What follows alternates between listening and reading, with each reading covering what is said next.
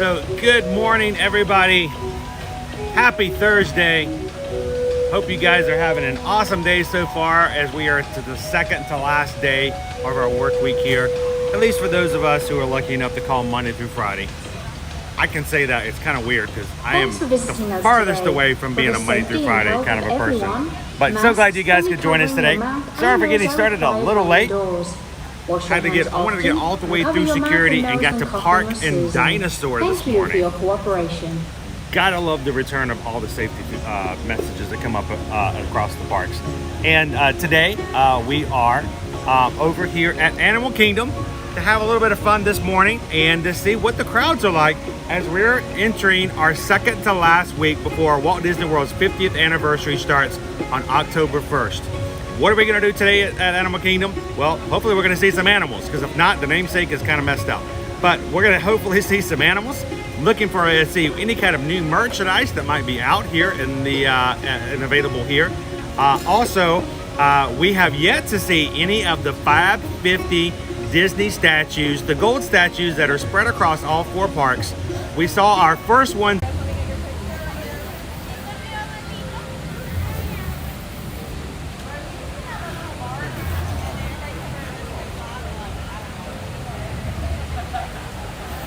All right, I think are we reconnected? Got ourselves into a little bit loop there with the connectivity. Nice to see you. So I want to say hello to everybody in the chat this morning who's joining us here at Disney's Animal Kingdom. I know so far in the chat we've had Lisa this morning, Thomas, Derek, John, and Mark. J-Mock has joined in here and hang out with us a little bit today. Dan is here. Mary is in this chat this morning, as well as Rachel, Chandler, and even Heather and Jeffrey. So glad to have you guys in this morning. Good morning, Nikki. Michelle Nichols and a few of our other mods is in this morning to make sure that we have a safe and family-friendly chat, as we always try to do. We want to make sure that you guys feel comfortable hanging out with us, with your kids, with your grandma, and that everyone is allowed to be in the chat. We ask that you kind of follow along with our guidelines. Make sure you're respectful of everybody else in the chat. And if you're having a bad day and need to step out for a bit, feel free to do so. But let's not take it out on anybody else. We're all here to have some fun today. Good morning, Chris. How are you doing today? And Jumbo, the Kadani Sean.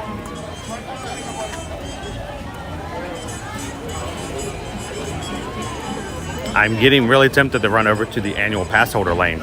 It seems to be very bare. Rawr, bear. Rawr. Oh, the bare necessities, the simple bare necessities. Forget about the worries and the strife.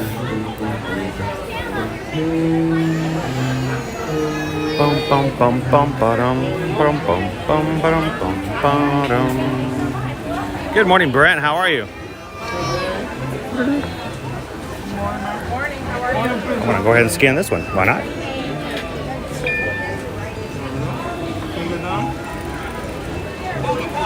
There we go. Good morning. Thank you. Bum bum bum bum bum bum bum bum bum bum bum bum bum. Always find it odd that there's always a lot of people going to the left. Now, both the left and the right go the same direction. You're all going to end up in the same spot, but you just never know.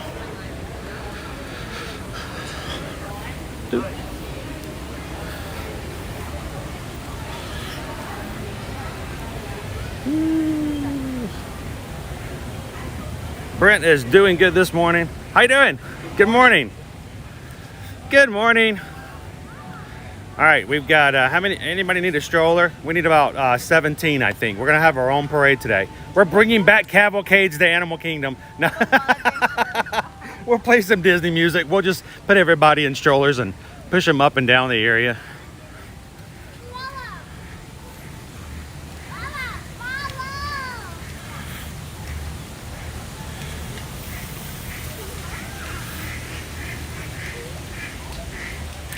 So, Mary, at this point, when you get to this area, It doesn't matter if you go left or right. They converge again. They converge again before you go back out. So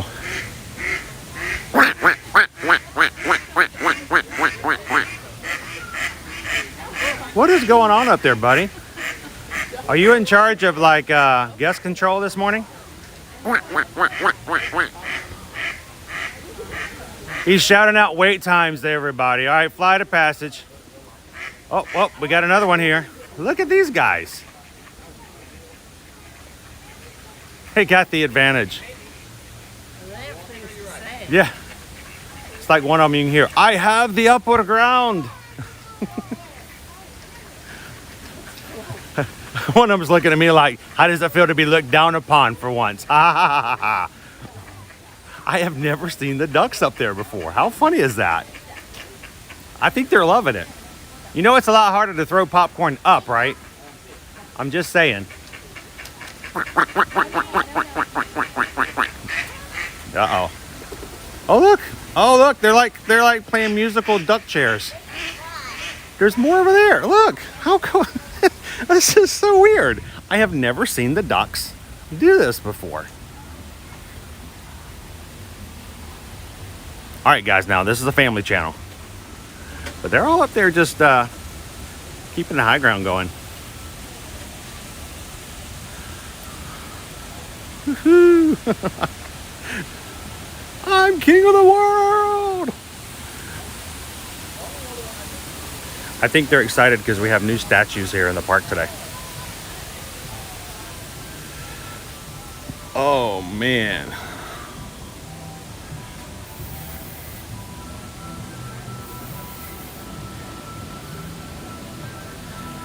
All right, that is the Stream Killer song right there. You guys hear that? That is the song that it sounds so cool and just generic, but whenever it plays over our streams, it always comes up as a copyright notice because somebody somewhere sat around on their keyboard in 1986 and said, how about bum bum bum bum bum bum bum bum bum. Let's do it again. Bum bum bum bum bum bum bum bum bum. So whenever that song shows up, it's like, oh no, another copyright. And it's like the most obscure song. But we'll be here for 4 hours today. We'll hear all kinds of stuff. We'll hear Lion King music. We'll be over in Dino Land and Bad to the Bone. And then at the end of the day, I'll get a notice going, well, you got a copyright notice on your stream today. Thank you for walking around for 4 hours.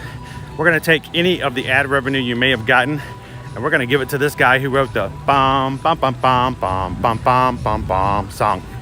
So, again, if you guys are just jumping in, welcome to Disney's Animal Kingdom this Thursday, the 16th. Right now, it's a lovely 78 degrees today. We are going to get a high today of around 89 degrees, and our low tonight is going to be 75. So it's going to get a little warmer today, especially due to the humidity.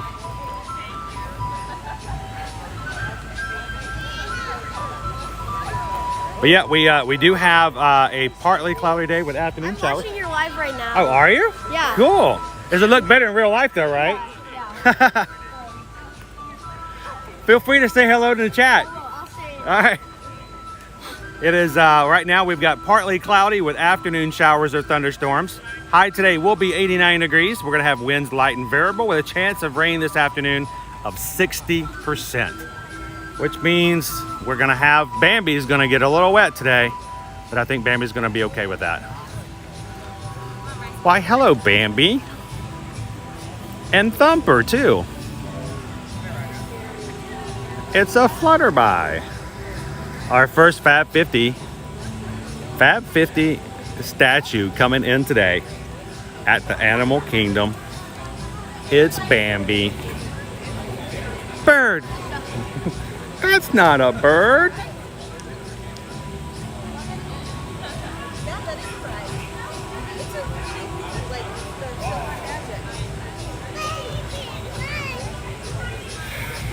So I think we're going to kind of get started off here. We're going to check out a few of the statues that are right here at the beginning. And then I think we need to get an early morning safari. I don't know what about you guys, but I love the chances of hearing and seeing the lions, and that usually happens if we get there first thing this morning. So, good morning, Ted. Good to see you. Welcome into Disney's Animal Kingdom. Honk is with us today. Good to see you, Honk. How's it going? Everybody say hello and good morning to Calvin. 2 weeks and he's going to be here with his parents at Disney's Hollywood Studios. Yeah, we're going to have that complete dome installed by then. It's being designed and put in by Stephen King Industries right now. So we'll have that ready for you. Michelle says, Mike and I are contemplating to come down before a crazy family trip. You know, you guys are always welcome. Love to see you guys in the parks. Princess, how did you like One Little Spark? Talking about One Little Spark JL. I've seen them on Instagram several times before, run into them several times in the parks after their streams and after our streams. They are a very nice couple. It's great talking with them. And I am honored to say that I got a chance to be with them when they tried Beverly for the very first time. I love making Disney memories with my family, but it's even more fun making Disney memories with your Ohanas. So that was cool. If you guys missed it yesterday, we were at Epcot. Club Cool just opened up for the first time yesterday on the 15th. And we got to go in and enjoy that with One Little Spark and Samantha Lowe yesterday. Our next set of Fab 50s, it's Simba, Pumbaa, and Timon. And I have to say, Simba's pretty smart. He's making sure to stay downwind to Pumbaa. Both of these guys, I should say all three of these guys, have a really perfect spot. I mean, look at this. Let me get down. I'm too old for this, but I got to anyway. Look, I mean, that's just perfect. Right there with the tree of life and behind them. Good morning, Brenda. How are you? Good morning, Rachel. Jeffrey from Jamestown is in. How are you doing today? Welcome to Animal Kingdom. We're seeing some of our animal friends. We got our Fab 50 statues that were just installed. So we've got Simba, Pumbaa, and Timon. We just saw Bambi over there.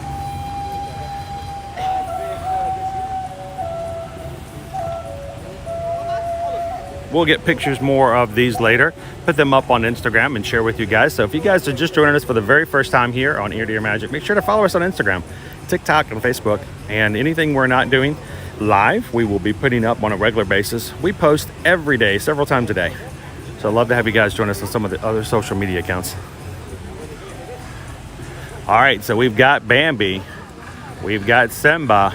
You guys ready for the next ones? Here we go.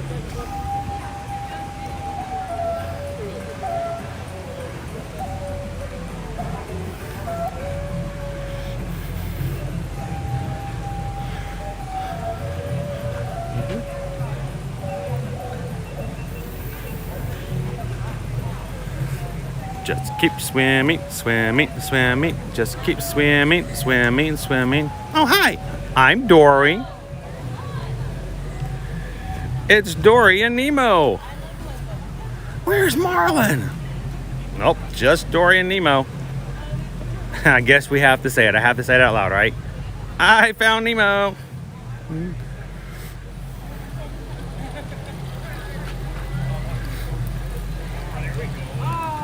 Over here, Theater in the Wild, we did get some notice this week that Finding Nemo the musical is not going to be reopening in its old form, but will be reopening ever in 2022 in a revised fashion, revitalized, so to speak, whatever terminology you want to use.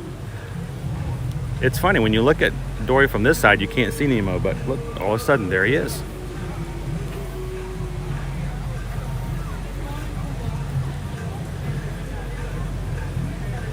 And if you look right below Nemo, yep, it's a sea anemone,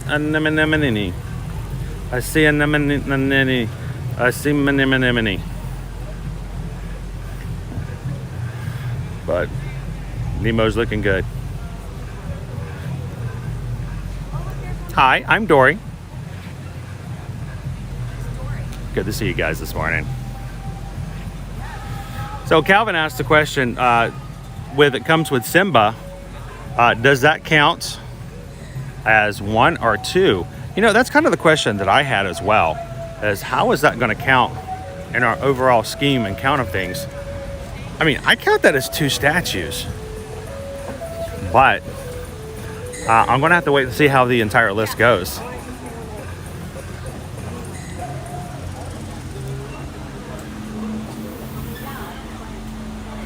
Now I've got a different gimbal set up today, sort of a step in. I've got an old gimbal of mine that was never able to quite get it to work the way I needed to before I was so graciously given one by someone else to use, and I just learned to use that M2. So we are back to a little bit smoother video than we had from old school yesterday, but I'm still kind of learning and getting the idea of how this one differs from before. So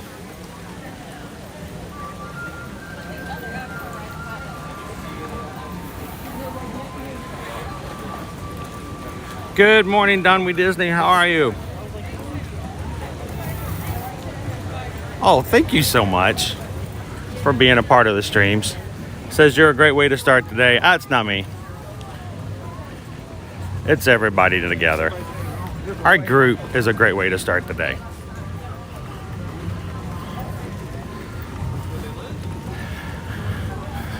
We'll keep our eyes out for more statues as we move around and see what else we can find. How many are going to be in each park? I mean, we had 17 over in the Magic Kingdom. There's going to be more over in Hollywood Studios.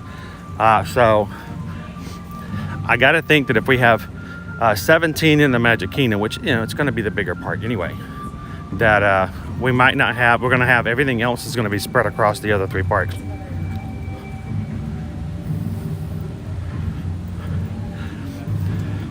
What if the otters are out? Jeffrey from Jamestown says we have 59 likes so far. Is that really? Is that the case? I appreciate that, guys. Thank you for hitting that like button today. Sooner we get to 100, the sooner it is that YouTube will start sending out invitations to people who have never been with us before, don't know who Eat Your Magic is. And if that's the case, I would love to have some new faces today. So if you haven't already and you're having a good time enjoying seeing what we're seeing here in the parks, don't forget to hit that thumbs up. Help us get to 100 as soon as we can.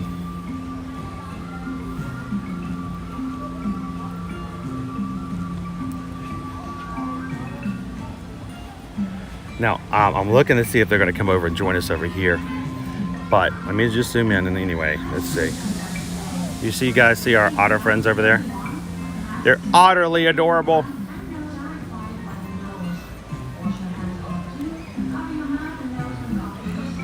The great thing about doing a rope drop at Animal Kingdom is that you get to see a lot more activity amongst the animal exhibits for the most part because it's cooler. I mean, it's only low 70s right now. It will be a high of 89 later today. So, of course, you know, they would prefer to be out when it's 70 and not 90. And it's going to be the same way on the safari, which we're going to be heading to as well.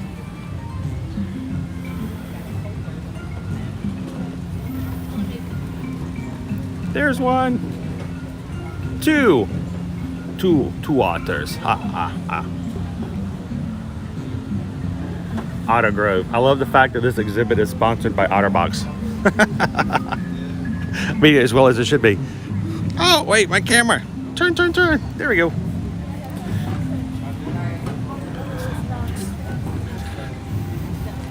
Otterbox.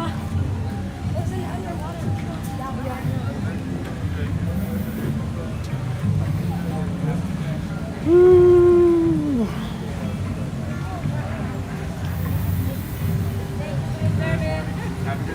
Good morning. Good morning, everyone. Have a great time today. Good morning, Megan. Welcome into the stream. Glad to have you today. So you're 68. We're getting on up there. I think we're up in the 70s now. So thank you guys for hitting that. Brent wants to know, how much does it cost to go to Animal Kingdom? The parks are pretty much all going to be the same price. They're not identified by the parks. It all has to do, Brent, with the day that you want to go.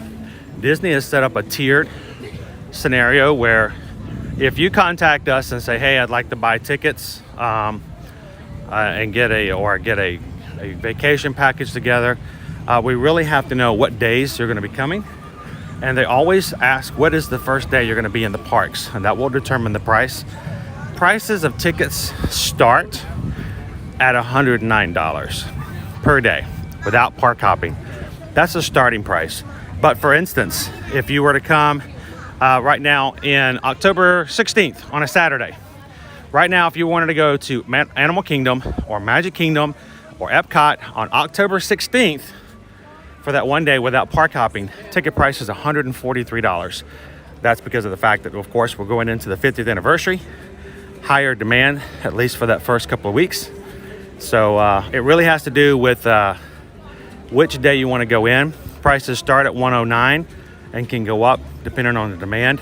Highest demand is always going to be at spring break, Thanksgiving week, and the very last 2 weeks of the year. So if you've never been to Disney and you want to know how much does it cost to go to the parks, and you ask me to give you prices to go to the last 2 weeks of the year, you might get kind of a sticker shock if you've because that is the highest demand. Michelle says, shared this stream this morning with Twitter and Facebook. Thank you so much, Michelle. You guys sharing out on social media and just inviting your friends to join us is the best way to have new people come in and join us. So thank you guys for sharing and inviting. I can put the link out on social media, on my social media, and honestly, it will not have even the slightest as much impact as when you guys do. So thank you so much, Michelle, and thank you to everyone else in the chat who shares our streams out and helps us out on social media.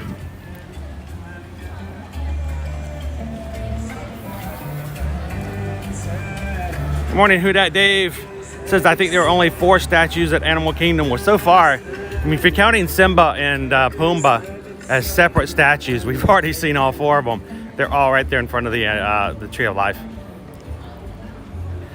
Bambi, Simba, Pumbaa, and then of course, combination of Dory and Nemo.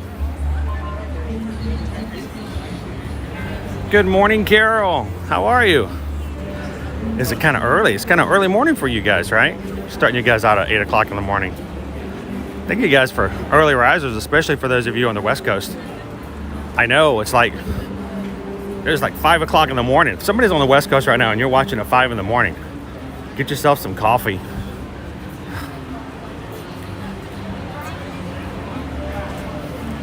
Jeffrey from Jamestown says, I just shared it on Facebook. Thank you, Jeffrey. Brent's last trip to Magic Kingdom was in 2013, and it's changed a lot since then, hasn't it?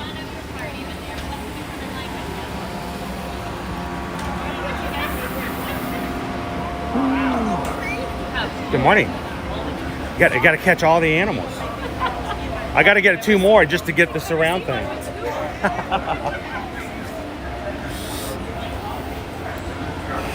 Good morning.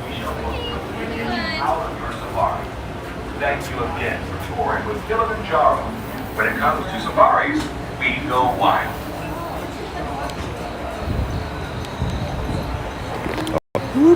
Oh no. What was that? Like almost says, hey, you want to go vertical? No, I don't. I don't want to go vertical. That was weird. That's the one thing I can do on this particular stabilizer that I cannot do. Here, we're going to look at this crane for a second. I cannot do on my other stabilizer. I can go vertical if need be. Here's our crested crane, guys. I'm going to let everybody behind us go by because I want to go and check this guy out for a second. This is just a great perspective to see him. It kind of reminds me of me with all that glorious, you know, hair on top, so to speak.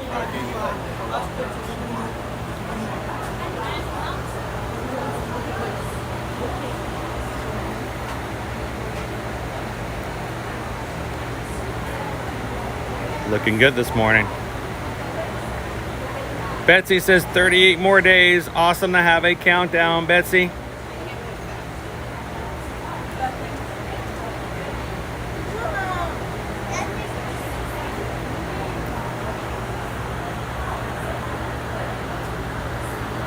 I hope that you guys consider our streams to be a great way to prepare for your upcoming trips. Kind of learn some things that may change to get prepared for what the situation is going to be before you arrive. All right, we're in like a dead zone here. Hopefully we can maintain the connection. This is like a really bad place to keep a connection going.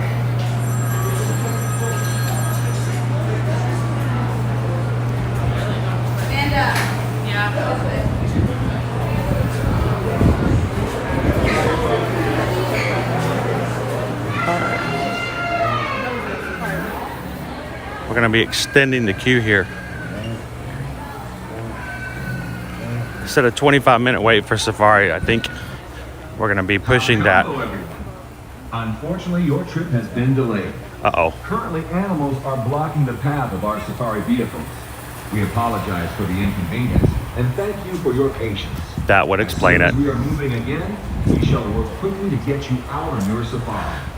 Thank you again. So they have some animals blocking the path out on the savannah.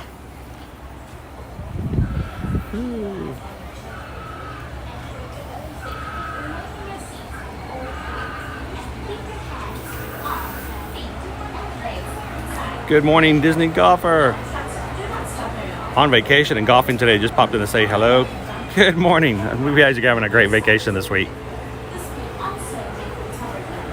Brenda says, I'm up daily at 4 a.m. for work, so I always enjoy getting ready for rope drop. That's awesome, Brenda.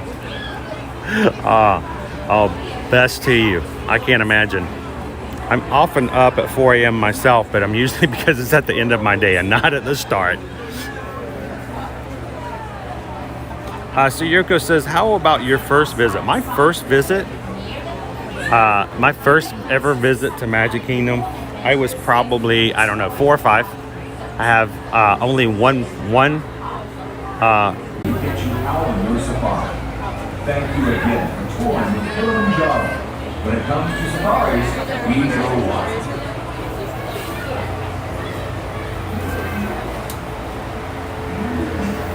There we go. We've got our line back again, moving a little bit.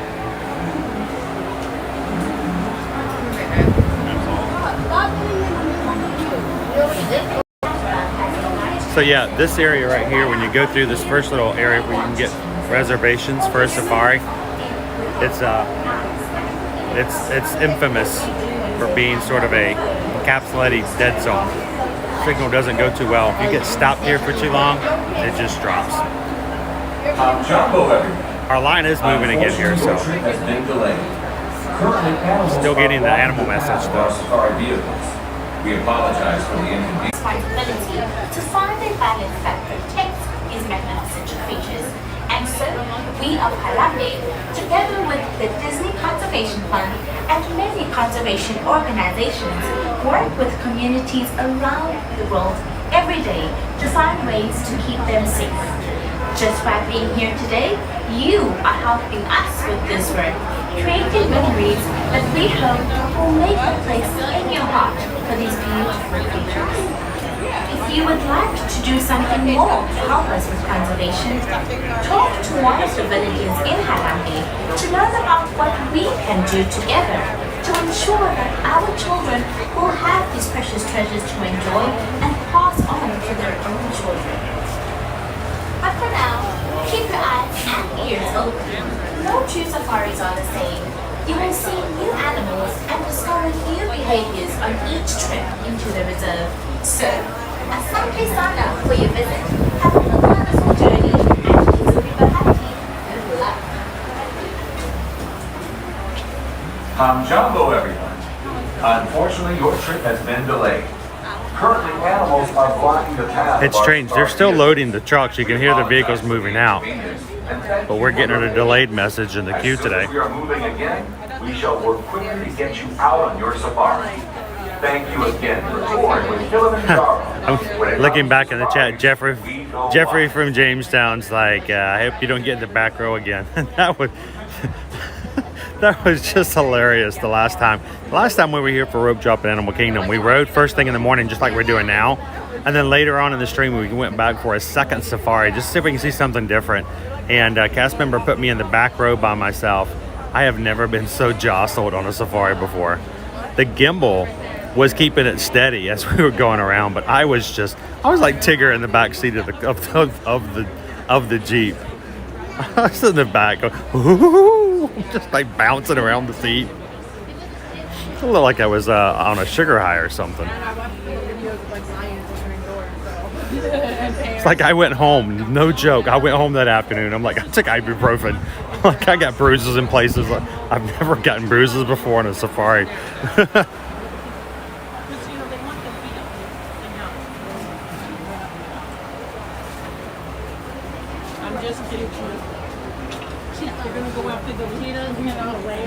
So, good morning, Ted.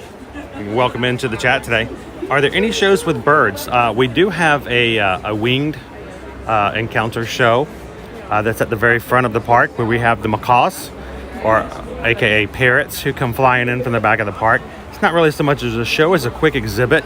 If we go back up in the front, we have a chance to see that. I'm definitely show you guys the parrots there. There is also the bird show that's at the back side of Asia. Last time we tried to stream that, though, we had a major issue with connectivity. I got about 5-10 minutes into the show, and then it would not reconnect, so we missed some of the really cool birds, and I had to jump out. Unfortunately, your trip has been delayed.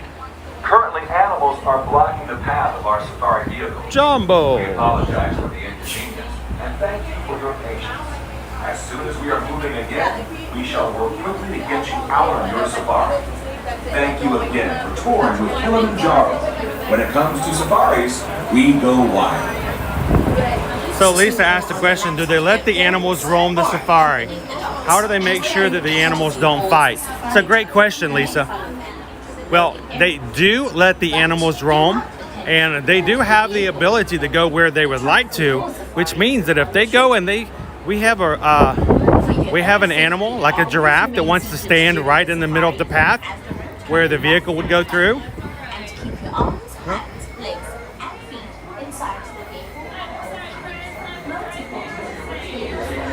If we have an animal that wants to stand in the middle of that, then, we have to wait for them to move. We can't, they don't force them, and they don't go out of their way to do that,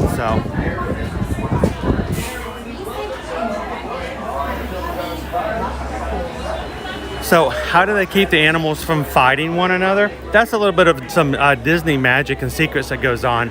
The animals that do not need to be in the same area are actually kept in different exhibits.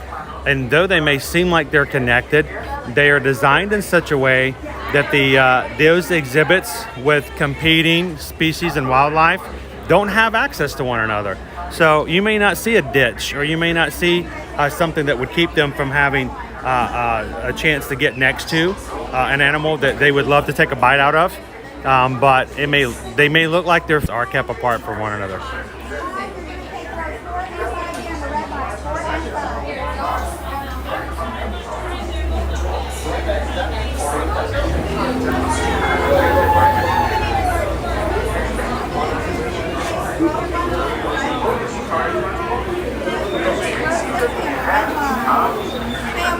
Just one. Can we take row 7? Row 7. 8? Perfect. We're in row 8, second to last row. Santa Scana, splash banana. Bienvenidos a Kilimanjaro Safaris. Para su seguridad, permanezcan sentados y mantengan las manos, brazos y pies llenos dentro del vehículo. What's your channel? It's Ear to Ear Magic. Hello, everyone. How are you guys doing today? We're good. How are you? Oh, doing wonderful. Thank you. That's a pretty neat little setup. I always wondered how people, because we watch a lot of YouTube videos, people. Like, how in the world did they do that? Yeah, right? That's a pretty cool setup. Well, with this one, the way it's set up, I can see everything that I'm broadcasting, but I can't see the people chatting with me. And it's very important that we get to answer questions when people ask. So I have this other device here so I can keep up with the chat. And actually, the better setup is when my wife was with me. She does a lot better job. And then this little microphone here is so much better than the camera mic. So I've just sort of rigged this all together. That's pretty cool. So to make it a little bit easier, because when you have to hold all these devices, it gets rough after a while. So how's your trip so far? You guys enjoying it? Yeah, well, today's our first day. Oh, it's your first day? We just flew in last night. Oh, well, so far it's been just 100% then, right? Absolutely. Is this your first attraction for today? No, we've already done 2 in Pandora. Oh, so you already did Flight of Passage and Navi River Journey. And it's what? Oh my gosh. We had done... It's 9 o'clock in the We first had done hour. Flight of Passage before 8 o'clock. That's amazing. Yeah, it was That's great. awesome. Yeah. I remember the last time we were here, a week ago, it was a 15-minute wait in the morning. I'm like, that's crazy. Yeah, the crowd doesn't And I came seem back that in the bad. afternoon, it was still 15 minutes. It I was doesn't like, seem wow. that bad today. Well, feel free to ooh and ah. I'm going to keep my mouth shut as much as possible. You can just shout out stuff for everybody. Okay. You want to say hello to anybody in the chat? We're live on YouTube if you want to say hello to anybody. I always ask. Not everybody wants to be in Hello, there. everyone, and welcome Oh, look, we get to be on a pickup truck today. In order to keep your wait I've time not to seen a this minimum, vehicle out before. We ask that you please keep your group together, keep up with the party in front of you, and fill in all the available space. I'm going to tow it in. It is not necessary to form. Oh, is it? It is being towed, isn't it? Like it is. Oh, this truck is towing in the vehicle. Children and valuables unloaded before you reach our stroller parking area. If you are traveling with someone in a scooter or wheelchair, please have this person lead your party through the line. Well, guys, thank you so much for hitting the like button this morning. We are just 15 likes away from hitting our first golden milestone. So if you're having a great time this morning in Animal Kingdom, hit the like button and help us out. We appreciate When it. it comes to safari, There's the first autonomous vehicle, and it's already got people on it.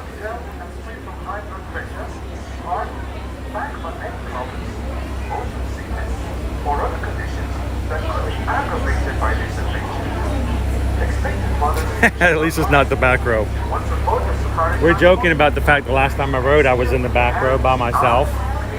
And these gimbals normally keep the camera very steady. Yeah. I was not steady. But everyone on the stream was like, this is a lot of fun. And I'm in the back going, oh my Moving like gosh. this, yeah. It's like, was she aiming for speed bumps? What's going on here? Para su seguridad, permanezcan sentados y mantengan las manos, brazos. Good morning, David. Yeah, we're about to jump on to Kilimanjaro. So hopefully we'll get to see some animals today. And welcome to Kilimanjaro Safaris. Before you begin your trip, you should know that the unpaved roads of the Harambe Wildlife Reserve Yeah, it makes me wonder what's going on with that vehicle. They start off the day and they're already having to tow it. Good morning, John. How are you?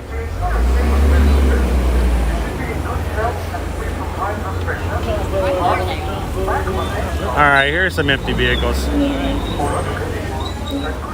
guess we get the back.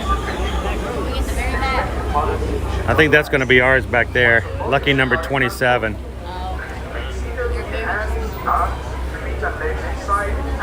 27 is a good number. I think it's the vehicle that has the least number of people that have fallen out over the past, 5 years. So it's a good car to be in. Bienvenidos a Kilimanjaro Safaris. Para su seguridad, permanezcan sentados y mantengan Good morning, Rebecca. Good morning, Dave. Welcome to the chat. Glad to have you in. Everybody say good morning, Dave. And if this is your first time in, guys, and you're having a good time, don't forget to hit that subscribe button. Join us for other live streams. We are doing a lot more rope drops lately. And I tell you, this is a very good group to be a part of.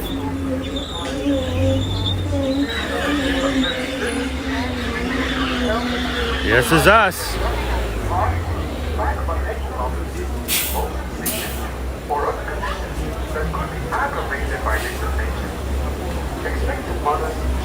So Dave, I do a lot of movie references. So if I make a joke, just ignore me. But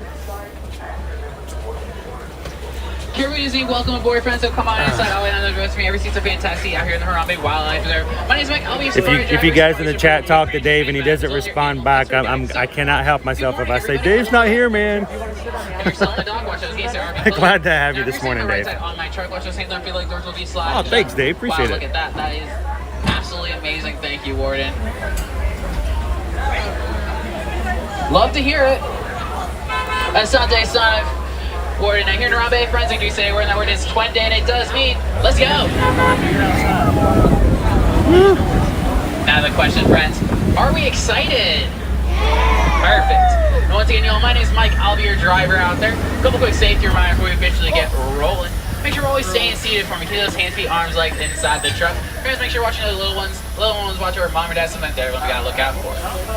Now, if you have anyone sitting in your lap, okay with me. Make sure you listen the entire time, though, and please do not do your inner freaky impersonation by lifting your child up in the air and going, "Ba Sabenya." That's a big no, do not do that. We are also driving these animals home, so no whistling or calling out them for me. My last rule, friends, simply just to have fun.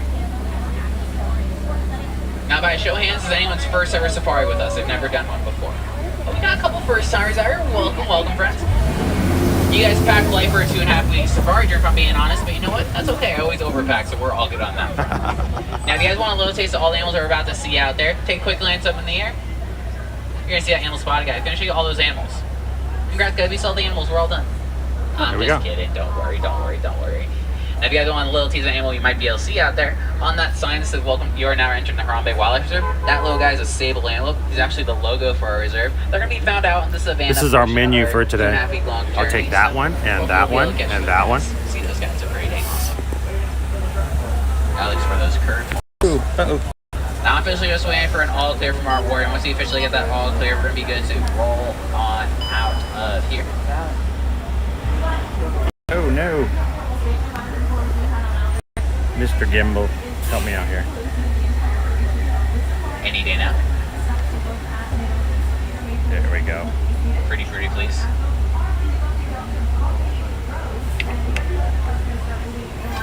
Alright, friends, looks like we are officially ready to roll on out here, and that's what we're going to do. So our first stop will be the Little Aturi Forest. Now, the forest has some more of our elusive, well-hidden animals. So we have to keep those eyes peeled. Let's see what we can find. Anything and everything. Oh, friends, look right over to your right. Showing all the way in that back left-hand corner, you're actually going to see an okapi.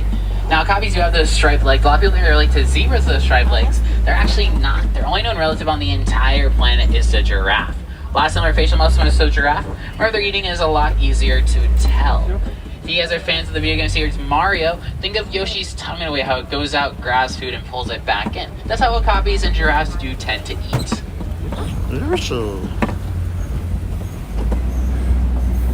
Now, friends, we do have a couple animals coming up on the right on this hill.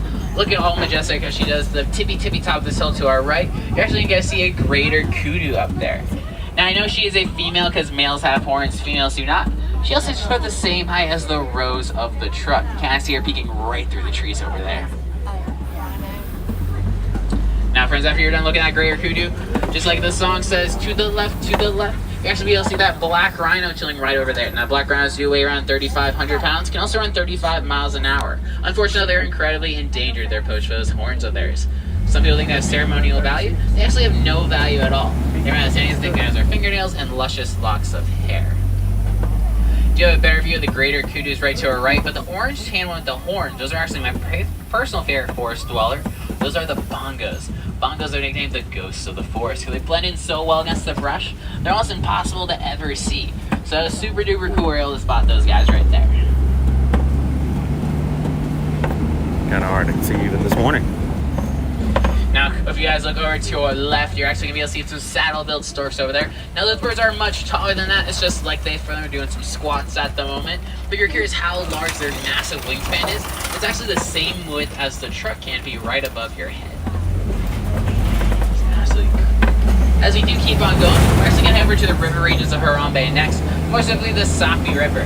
Now, the Safi River is a known gathering place for more favorite aquatic friends of ours. So let's see if we can find any. Rumor has it there have been some Nile crocodile spottings up ahead. Now, if you guys look over to your back right-hand corner over there, you might get your first view of some Nile hippopotamuses over there. But you can't see them over there. I do see some hippo tracks going to the left, including some baby hippo tracks, so you might get to see a baby Nile hippopotamus. Hippos are herbivores. That means their primary diet life will be grass and veggies. If you have their teeth are grind, you have to grind all those vegetables down. Now, friends, if you look over to the left, you can't see the rest of that bloat over there. There's our bloat I right want you there, guys to look the guys. one closest to us. That's Mama. Look towards her head. You actually see a little bump up. That's actually her baby Greta. Baby Greta is almost 2 months old at this point, and we just did announce her name a week or so ago for everybody. There's Greta right there at the bottom right of the Now, a group of screen. hippos is called a bloat. Now, a lot of people think hippos swim. Well, friends actually don't swim at all. They actually just like to walk on the bottom of the water. Whenever they need to come for air, they just push themselves to the top and then they sink back down. Now, the white birds you see, those are pink-backed pelicans. During mating season, the pinkish color in the back actually pop a little more vibrant and colorful. It's how they impress all those ladies. Now, as we do keep on going on through, though, we do make this turn where we're going to be heading over to Croc Bridge next. Croc Bridge is the place to be to find some of those Nile crocodiles locals tell me all about. Something I trust in sometimes. Oh my god. Friends, look to your left. You're actually going to be able to find some of those Nile crocodiles. Now get this, y'all. Some of these crocs will actually grow to be the same length as a giraffe is small. And when they're still in their time hatched yet, mama to actually roll the egg in her mouth a little bit, help soften that eggshell, make it just a little bit easier for a baby croc to have. Now, y'all, I don't want to overstay my welcome too long to these amazing reptiles, so if it's okay with you, we're going to skedaddle our way out of here. So next part of the reserve, actually, I choose my own personal favorite part. Might be your favorite as well, who knows, and that'll be the glorious, the magnificent, the awesome-tacular savannah. Now, friends, savannah is so large, you can actually fit the entirety of Magic Kingdom out here, and there'd still be room to spare. So make sure you guys are looking everywhere and anywhere, because you never know where something might show up and be. Now, you're going to see a couple of these massive trees to our right throughout the savannah. These are actually called the baobab trees. Now, some of them you'll see will actually be over 1,000 years old. They also are nicknamed the upside down tree. It looks like they're taken out of the ground, flipped upside down, and put back where it lies. Now, friends, this is my favorite overlook of the savannah. Get a good idea how large it actually is, especially since that's only a small portion we can actually see. But instead of looking at it from afar, I feel like driving through it's a lot more fun. What do y'all think? Yep. Let's go to Wendy. So savannah is the coolest ecosystem out there. Everyone who lives here does their part and helps out. Just like they said, East High, we're all in this together. Those massive Maasai giraffes like to eat the leaves off the tip tops of all the trees. The hood friends like the Hartman's mountain zebra as well as the springbok help keep the grounds maintained along the grass on the ground. And the roads out here do get a little bit bumpy sometimes. Well, thank the elephants for that. They knock down trees and make paths for all the travel on. Now if you look to your immediate right, you're actually going to see your first animal, the white-bearded wildebeest over there. Now, I know they have a bad reputation, but let's face it, friends, it's all Scar's fault. It's not their fault. They're migration animals. They migrate around 1,000 miles every single year. So for them to make their home in Harambe for the time being is a super duper cool and lucky sight to see.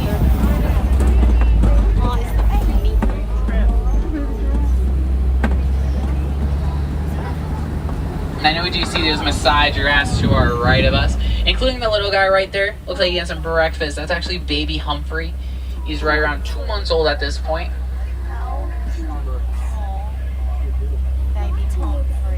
When he was born, he was already 5 feet tall. Giraffes are the tallest land mammal on the planet. Now, friends, I want you guys to look over to your quick left right now. You're actually going to be able to see some African painted wild dogs over there.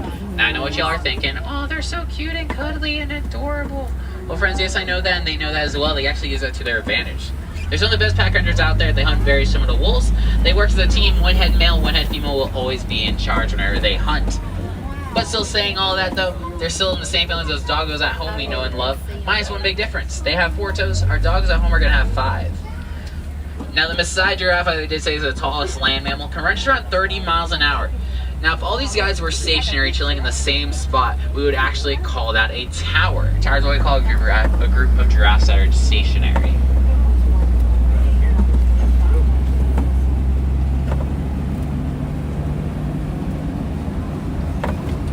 Now if you guys look over to your immediate left as we do make this turn, you're actually going to see those, you might got to taste them springing up and around and stuff. These are actually the springbok. Now the springbok get there high, they can spring up in the air, which is right around 6 feet. They can also run 55 miles an hour, make one of them the top 10 fastest land animals. but hopefully, just maybe, we might be able to see the fastest one in just a little bit. I know trying to get that picture of Humphrey was kind of hard, but if you guys do want a picture of a giraffe, look right over to your left. Oh. Getting some grub. Now, my friends on the right, if you want to attempt to get a picture of Humphrey, you can get the backside of Humphrey with the rest of that tower right over to your right as well. We'll do like a slow cross so more people can see Humphrey.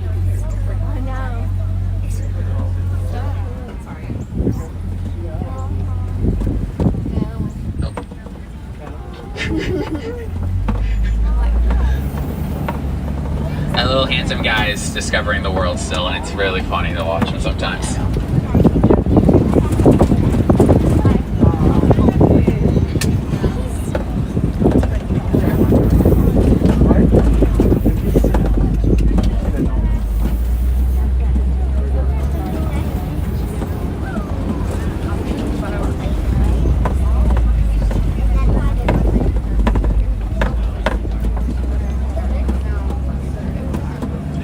Find anything else. We got some more giraffes to our right.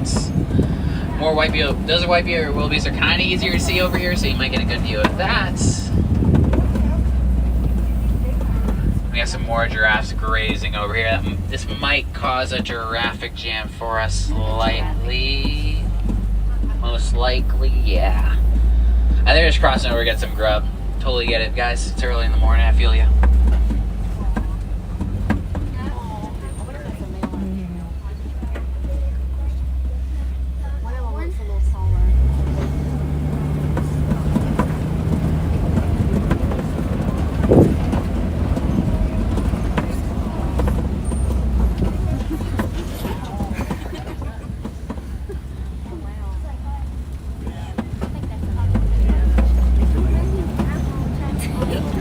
Looks like you have a lot of broken down trees up in front of me, which means one thing. I think some elephants have been nearby recently, though. So we're going to zoom on over this way, head on over to elephant country.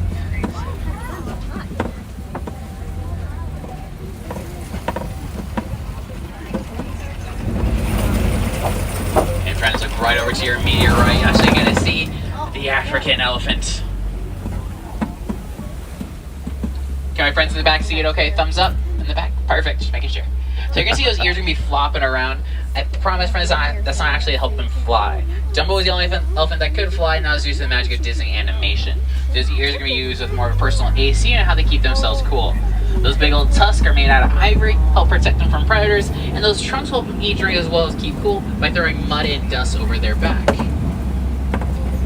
Now, elephants are similar to us and humans in so many different ways. One way is actually like their childhood. Elephant's childhood usually lasts right around 17 years, give or take. Once those females do turn the age of 17, she'll actually stay with mom most of her life, and mom will teach her how to be a mom and take care of others. With those males, though, the second turn age 17, they're like, I'm out of your fam, bye. They will leave that family herd. They might form a small bachelor or something with bros and brosies. That's about it. There isn't any really deep connections with those bachelors. Most of the time, they'll just be by themselves. Like the one we saw right over there, that was actually a male elephant.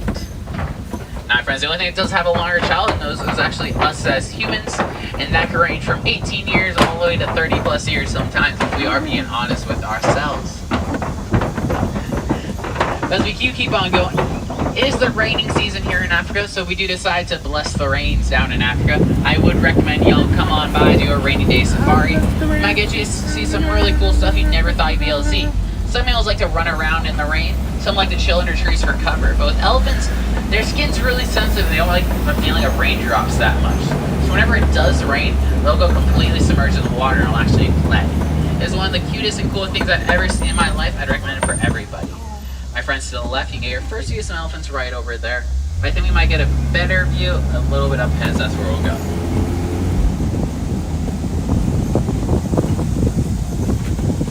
Now this is definitely going to be the family herd.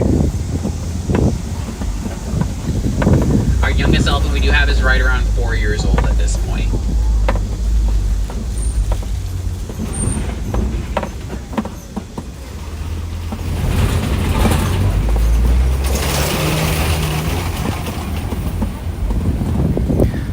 I still remember when she was born. Now the sun's kind of going to be blinding us right now, but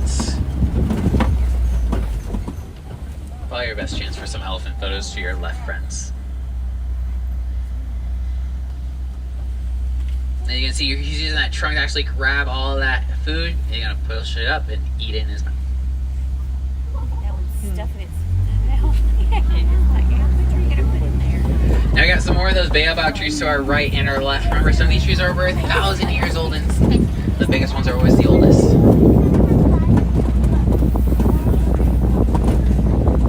We got a little water in front of me, but you know, I'm not too worried. We're driving a massive truck anyways.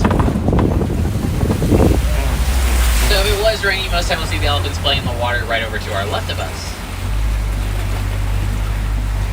But if you guys look over to your left as well, you're going to actually be able to see some greater flamingos.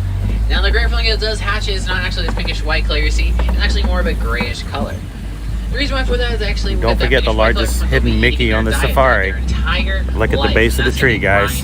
One big circle, two small circles. Beautiful pinkish white color, friends. But they did say, well, they did just a little bit of time. But they do say our farewells to the elephants and those greater flamingos. We're gonna head deeper in Savannah, head on over to the mud pits. Mud pits, you can stomp and ground if we're lucky. Might be able to spot some of our more threatening animals, including the white rhinos. Even as I teased earlier, the fastest land animal on the planet as well.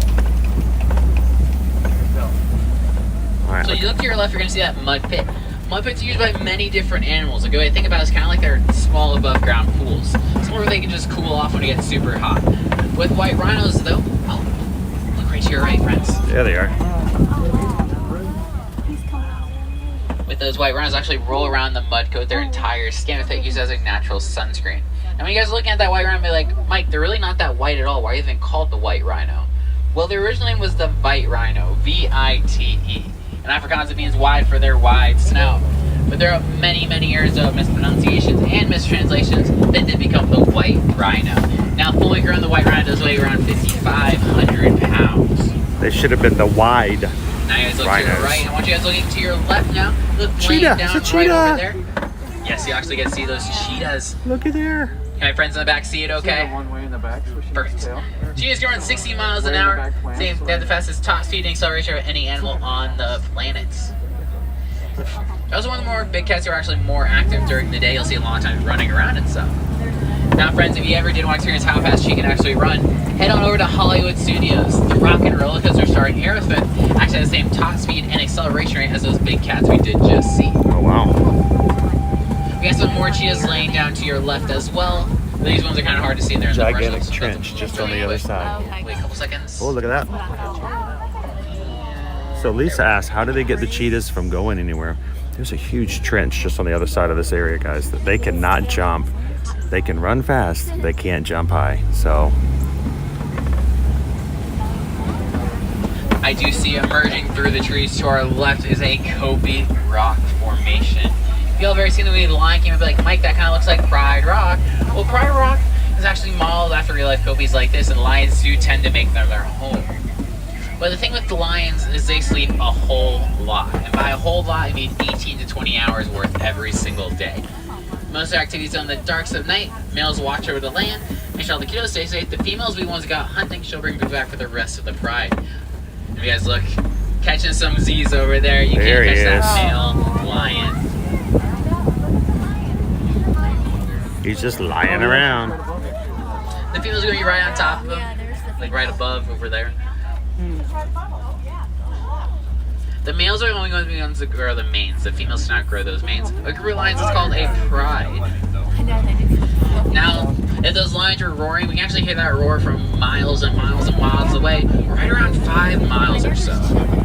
Oh, guys, look to your right really quick. I don't think we'll be able to see him for much longer. You'll actually get to see Baby Ranger, the baby white Oh, it's dog. Ranger. It is Baby Ranger.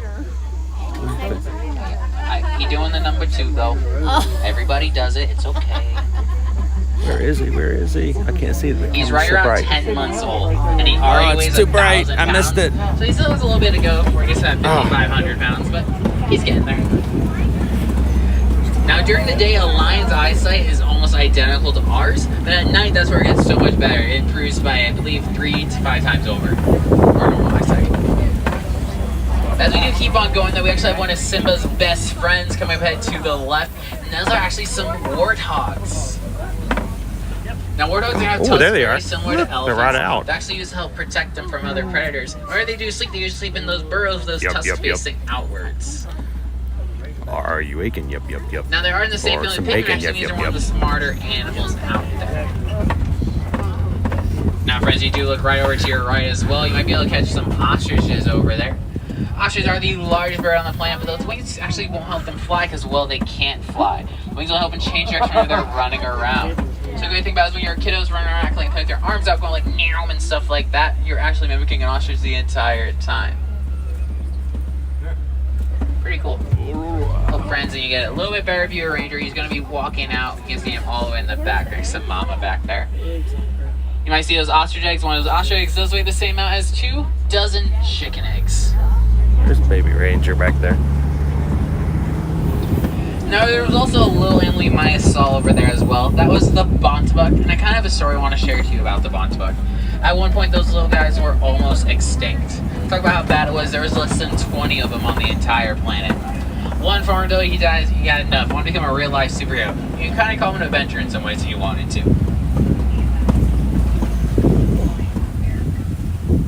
So he built an animal reserve. Started protecting them. Started to do how cool those animals actually are. And due to that one man's effort at one point, the bontebuk are actually no longer extremely extinct. Their population is growing every week, which is super amazing to hear about. And the reason why I always tell the story is it only took one person to make a difference. One person to save an entire animal species going extinct. And hey, maybe that one person can be you someday. Who knows? Now, if you guys look to your left, we are at the Warren's outpost. Look right outside the outpost. You might be able to catch some Nigerian dwarf goats over there. Now, y'all, when I say they're cute, as you can tell, they're so stinking adorable. They're amazing climbers as well as super social animals. They love to do parkour and stuff all over the outpost. Parkour! Parkour! Now, we're going to be using for actually is the milk they produce. That goat milk will actually be used to make goat cheese. We'll use the milk and cheese for cooking and baking needs of the village. Now, friends, I do have some very sad news to report to y'all, though. It's looking like our safari journey altogether has come to an official close. I know it's so sad, friends, but guess what? We all laughed together out there. We cried together out there. And we all went, "Aw, to those cute baby animals we did see." And we made some amazing memories that we'll never, ever forget. Now, y'all, we do want to help out these animals. When you can, we all have cell phones at this point. We all have upgraded to the newest phone. Let's face it, the new phone is the best phone. But there's actually a metal in all our phones called coltan. It's mine these animals' habitats, and it does lead to habitat destruction. Now, when you guys do get that new phone, you're not going to use your old phone or trade it in. Recycle it. We actually reuse all those products later on to make future tech or other things. Like, for example, with the Olympics that just ended in Tokyo, they actually use recycled phones and tablets to make the gold, bronze, and silver medals for the games. Pretty damn awesome. Now, if y'all are participating in the Wilderness Explorers program today, you're going to need to know the name of my truck and the number. Well, the name of the truck is Simba, like the amazing big cat we did see out there. And the number is 1. You know what? We are the best. Simba 1. At the beginning of our journey together, I did tell my purported friend Asante Sana. That means thank you. So Asante Sana, friends, thank you for chilling with me the past 2.5 weeks. It's been a real treat. And here in Harambe, we don't like saying goodbye because everybody says goodbye. So instead, what we say is Kwaherini. Kwaherini also does mean goodbye, but most of the time it does just translate to go well. So Kwaherini, friends, go well. Have an incredibly wild rest of your day here at Animal Kingdom. And make sure y'all are making a difference out there for me, alright? You got it, Warden. Now, if you're sitting on the right-hand side of the truck, watch those hands on. Feel like doors will be sliding open. And congrats, guys. You guys all officially made it. Thank you guys so much for being spectacular, amazing people. And once again, friends, Kwaherini, friends, go wild. Now, if you guys do have any question about anything we saw here, my window is always literally and figuratively always open. So come up here to the front and ask all of anything. Figuratively and literally always open. Oh, Kwaherini, everyone. Great safari. Ooh. Thank you. Enjoyed it. Have a great day.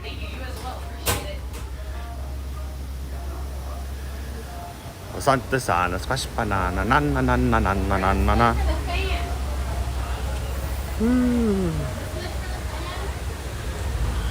All right. Whoop. What is? I tell you what. I've got a setting on this gimbal that says, "Hey, you want to look this way? I'm going to keep looking this way." I know you turn the gimbal that way, but I'm going to keep looking this way. And it's a different setup than my other. So I'm like, that was a challenge. That was a real challenge. All right, well, we're back out. That means you guys gonna have to listen to me talk again because I try to keep it on attractions and rides, keep the talk down as much as possible so that others can enjoy, and I don't want to take away their experience and that we can all enjoy it. But we got to see Greta, the baby hippo. We got to see the greatest little Humphrey the giraffe, who was out there on safari today. And we also got to see the cheetahs were out and about walking around.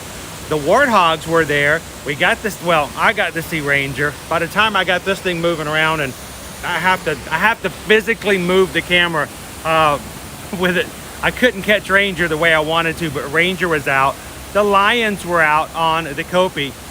So it was just, I thought it was a pretty good safari. I hope you guys enjoyed it. And if you guys are watching and you haven't already and you've had a great time, make an effort, hit that thumbs up and help us out. The more likes we get on our streams, the more likely it is that YouTube will suggest us out to someone else who needs a little bit of Disney magic in their day, and hopefully that they will find us and get to have some fun here today at Animal Kingdom. So thank you guys for watching and hanging out with us today. And if you haven't already, say hello to everybody in the chat. We refer to everyone on our chat as the Magic Crew. I'm here to hold the camera. I'm Chris. Everybody else in the chat makes the magic happen. Anyone can hold a camera, but these guys are great to chat and talk with and get to know in the community. So don't miss out on the chance of talking and getting to know everybody else in our ear-to-ear magic community and become a member of the Magic Crew. So glad you guys could join us today. Now, I was checking over here to see if we can see any of the lowland mountain gorillas. They are not out, which means they are probably on the other side. We lucked out about 3 weeks ago catching them out here. We had 3 of them out here, including Gus, who was, they were all enjoying their morning feed, and that has a lot to do with it. Well, are they eating and what's happening? Well, you see different things like this in the exhibit. They have food placements out here that encourages the animals to come out into the exhibit where they can be seen and interact with guests. At this point, we're not seeing any of the gorillas, but that's not to say we won't find them a little bit later on. We'll keep our eyes out and see what we can find.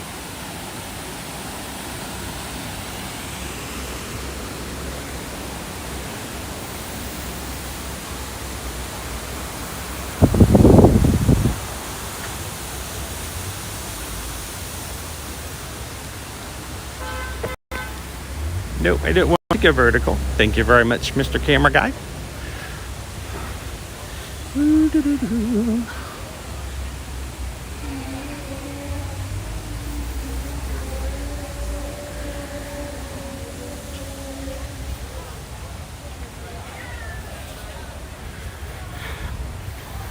All right, now I can say hello to everybody in the chat again. Like I said, while we're riding the rides, I try not to be too verbal.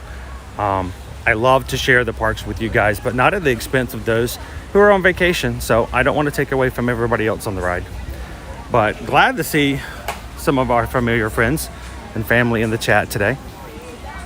Good morning, Steven. Alex is in, keeping our count up for our likes. Good morning, Amanda. Good to see you. Hatbox Ghost, how are you today? Jen, maybe even Chase. Yeah, so Jen's bringing up the fact that beginning of the 1st of 2022, we are going to have a shutdown for a 3-month period for Expedition Everest. I think the Yeti's on vacation. So, good morning, Courier. How are you doing today? Welcome in. And if you guys are just joining, Dave C just joined us for the first time. Subscribed, hit the subscribe button, and is now part of our community here. Glad to have you in today, Dave. Matter of fact, Dave, just to let you know, we have been watching very carefully our numbers, because we are at this point only 16 people away in our community from hitting 6,000 subscribers. Now, numbers are just numbers. You guys are real people, and we appreciate you guys coming in. But at the same time, we also want to make sure we celebrate milestones. And 6,000, I think, is a pretty good number to celebrate. So appreciate you becoming one of the first 6,000 in our community, Dave. And if there are 16 more people that we can find, hopefully maybe even today, who knows, we can hit 6,000 people in our Eater community here on YouTube. So thank you guys for hitting that subscribe button and hanging out with us and being a part of our crew.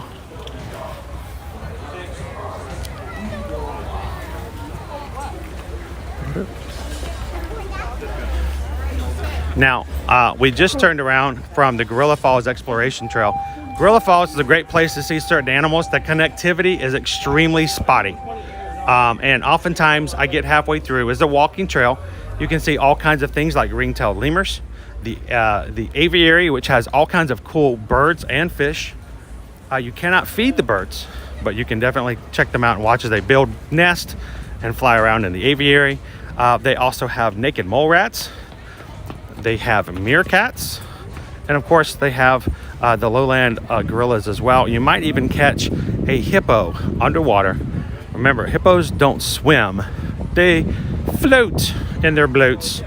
They walk along the bottom, and there are certain times you can go in there and you can see them walking on the bottom of the water. So just because we might not always try and always go on, don't miss out on an opportunity to go check out the Gorilla Falls Exploration Trails if you come over in this area.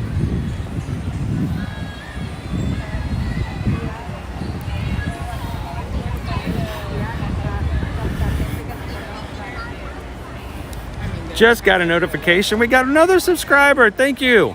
Appreciate it. Welcome in. We're now only 15 away from 6,000.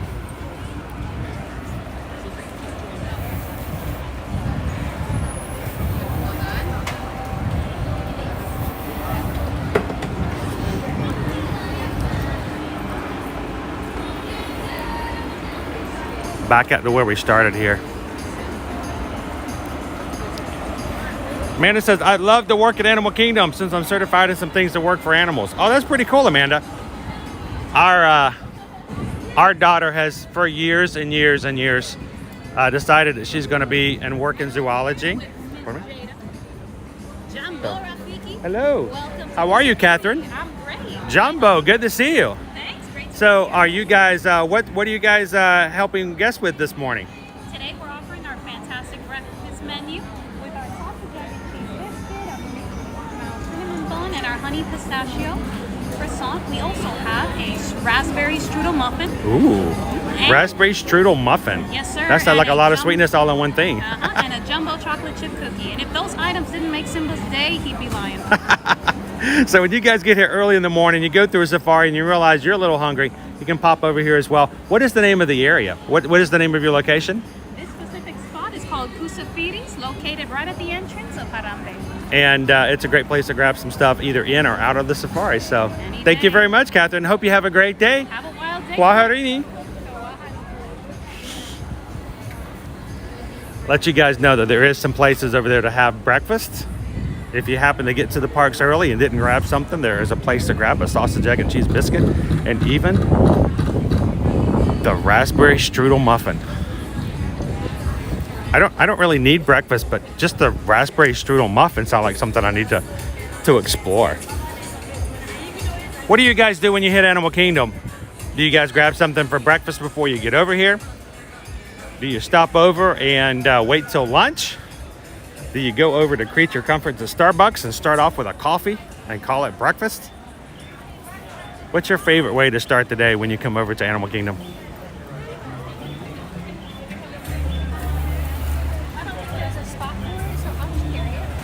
Ooh. We're gonna check to see, make sure we don't have any new or different popcorn buckets. I think we've got our Halloween bucket over here. Yes, I can tell from the bright neon orange that, well, that's actually the Parks bucket actually. That's not the deep neon one. So yeah, that's just the regular Parks. We'll kind of keep an eye out just in case some of the new buckets make their way over.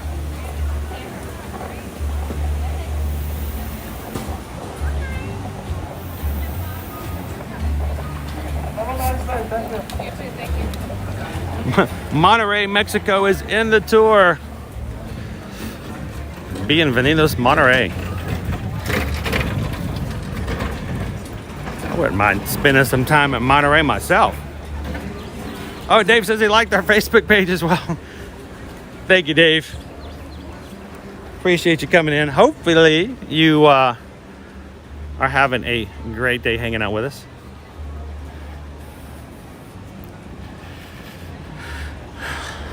So if you guys are just joining us for the very first time and you're like, all right, what is this ear-to-ear magic? Who are they? Where'd they come from? Did they just show up? Another guy just decided to pick up a camera and start walking around the parks. And well, to kind of give you a background of how things are going as far as ear-to-ear magic, we actually started 5.5 years ago. We started with going on family trips with my wife and our 3 kids to Disney, and we enjoyed it so much we became annual pass holders. Living from the Atlanta area, we came here on a regular basis, and we came here so often that people on Facebook on our personal pages like, you guys are going to Disney every time I turn around. Why are you guys going to Disney so much? And we started having people either do one of 2 things. Either one, they started asking us for advice when they were going to Disney. Well, what should we do? What should we look for? How should we do Disney? Or 2, they were like, you know what? I'm sick and tired of seeing your Disney stuff. My gosh, you guys are always at Disney. So how did ear-to-ear magic come about? Well, we decided that there were people who didn't want to see us go to Disney all the time. So we created the Facebook page, Ear-to-Ear Magic, that Dave just said he just found and joined, so that we would have a place to put our Disney information and share our personal experiences. So if there were people who wanted to see how we did Disney and how we experienced things and saw things and ate things and rode on things, they could find it on the Facebook page without having to worry about it being bombarded in their faces on our personal pages. That's how it started. Then we realized we had a lot of people who enjoyed hanging out with us and seeing our things, and we started moving into YouTube, started working into Instagram, and even this year added into TikTok. So for us, it's all about sharing our experiences so that those people who are interested in travel when it comes to Disney, Universal, and we also have since then become actual travel agents with Travelmation, a very upstanding and reputable agency owned and operated by a gentleman by the name of Adam Duckworth, who's just an amazing, upstanding person. I love working with him. And now what we do to take care of our family is we do what we've been doing the past 5 years.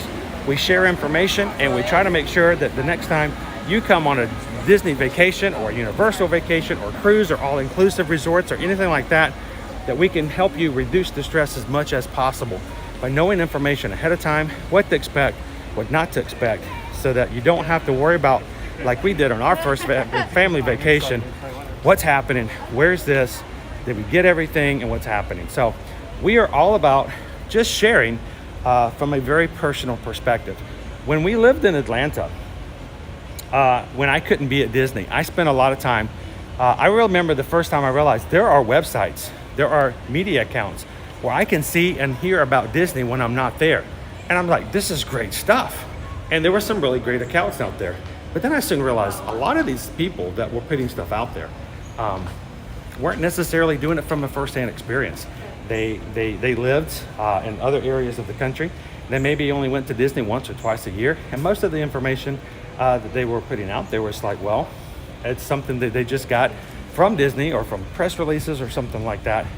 And I told Susan, I said, I want to make sure that when we do things, as we build Ear-to-Ear Magic, I want it to be a very personable, individual thing. So when people come to us and say, hey, we'd love for you to put something up on Ear-to-Ear Magic and, and help us get the word out about what we're doing, that's great. Can we experience it? Can we see it? Can we know and feel what it's like? Because we pride ourselves on the fact that when we talk about things, it's very personal to us, that we've checked it out and we can tell you guys about it. So we do take great pride in the fact that what we want to do is share the experience, share the magic, and I hope that you guys enjoy sharing that with us. So thank you so much for being a part of Ear-to-Ear Magic. Again, we just create the content, but it's all for you guys so that you guys can prepare for your next vacation, whether it be Disney, Universal, or anything else. So thank you guys so much for being a part of the Ear-to-Ear Magic community. I think it's time to see some dinosaurs. Rawr.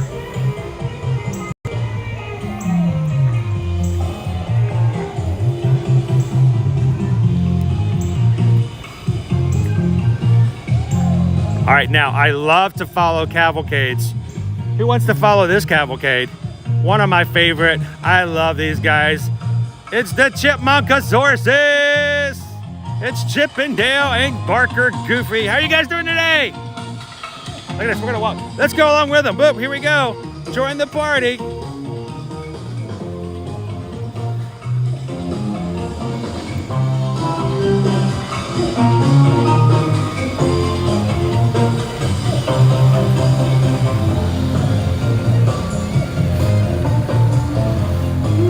See you guys later. Bye, Goofy. Wow. Hi, everybody. And the chipmunkosauruses, they're dinosaurs.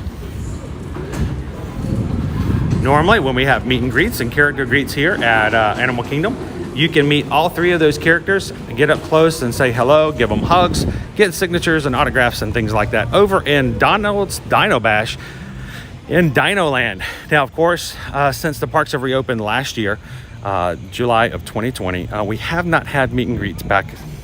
So the characters still want to be a part, but they have to be socially distanced. So they have these boat cavalcades going around the parks. We've loved them because you get a chance to see them coming around so often. But I am still looking forward to the opportunity to get up close and get myself a Chippendaleosaurus hug very, very soon. So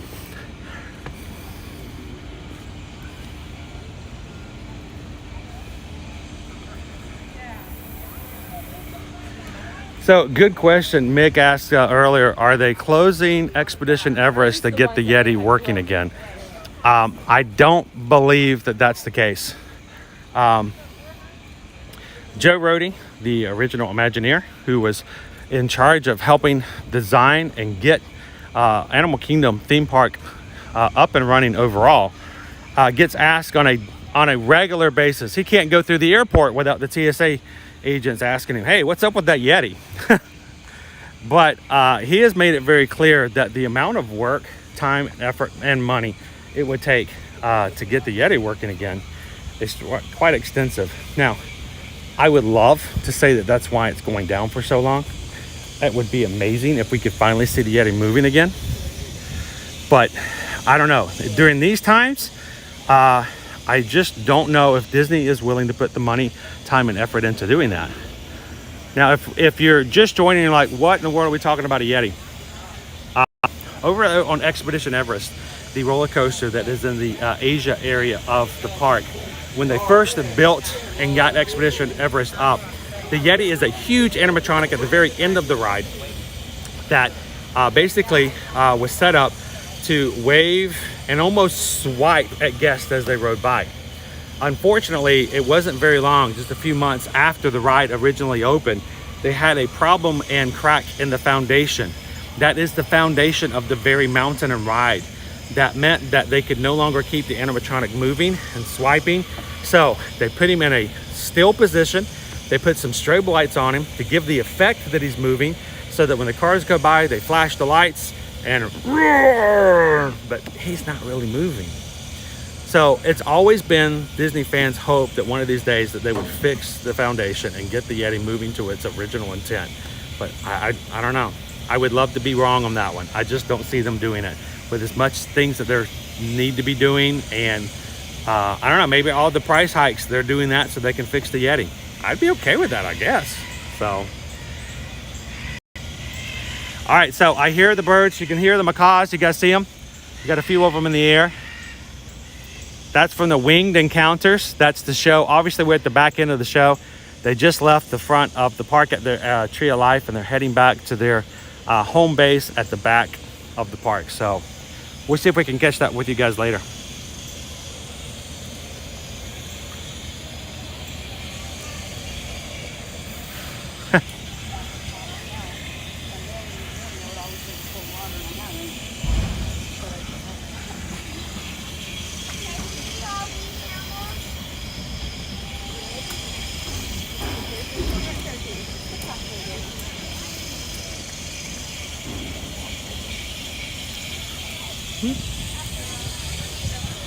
Catching up on chats here, guys. Barbie says we should have been coming tomorrow because of the situation. We still can't fly. We're heartbroken. We booked for a year today, all the way from Oxfordshire, England. Barbie, so sorry to hear that. We hear that quite a bit. We have a lot of UK followers who have been unable to come and visit as they normally do, and we totally understand. So every time we post things, we think of all of those of our friends and family and our ohana from England and from Canada who have just been unable to go on their trip. So I hope hanging out with us makes you feel a little bit better. Michelle says, I think we need to do Tusker House. Wait, Michelle, you want me to eat something? I don't know, Michelle. You know me, I don't like to eat much. I would love to. We should do that. We should maybe get some reservations for Tusker House and share it on the stream. If you guys would be okay with me eating through the stream, if that's okay with you guys. Jeffrey from Jamestown says, when we went in 2017, we had a character breakfast at Tusker House. It is great. I refer to Tusker House as Boma Light, and that is in no way disrespectful. It's actually a compliment. We love Boma. Great place to eat over Animal Kingdom Lodge. If you've never been to Boma and not familiar with Boma as a buffet, when the stream's over, go check it out. We just had a vlog up about the reopening of Boma. It is the first fully fledged buffet to reopen here at Disney World since the parks have reopened. So we were glad to be able to eat there the first night it reopened and had a wonderful meal as usual. So so when we say Tusker House is Boma Light, that is a compliment.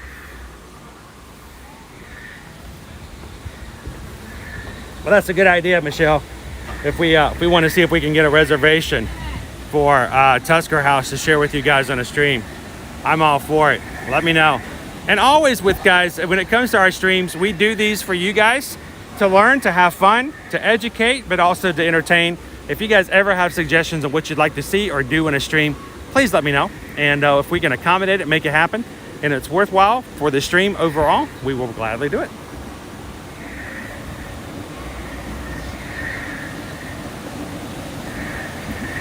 Now, I want to point out something. There are no filters on this, by the way. This has not been photoshopped. Look at the clouds. They're pretty. They're pretty today.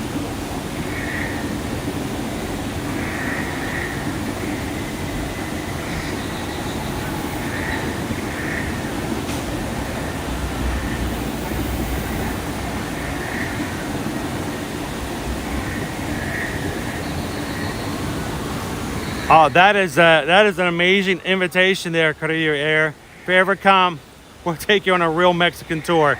That would be amazing. We'd love that. And as business gets back up and we sort of get our feet back underneath us, you know, being travel agents last year was not our best year, to be as an understatement. We really hope and expect to and want to start doing more travel in the future, so that we can share that travel with you guys as well. So we would love to be able to one day start going to places like that. Go, hey, guess what? It's fun to be in Disney World. Next week, we're going to be in Mexico. Hey, how about 2 weeks? We're going to be in Shanghai Disney. Who wants to go to Disneyland Paris? That is our big goal. And I hope one of these days we can become larger and start taking you guys on all kinds of trips with us.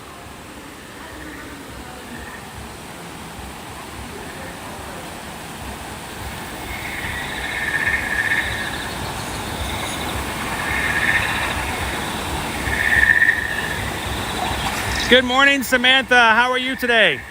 I'm catching up on my chat after me, rambling on for forever.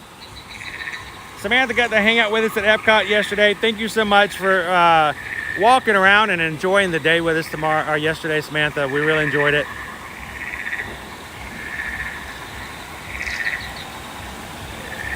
So Savannah asked the question, is Nightmare Before Christmas, Halloween, and Christmas? I feel like it should be Christmas too. I'm going in December.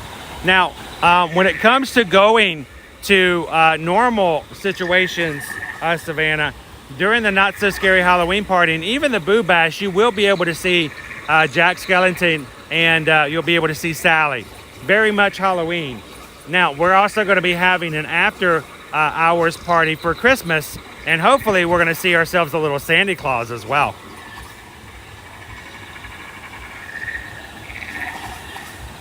Congaloosh, welcome in. Skipper Bob, how are you doing today?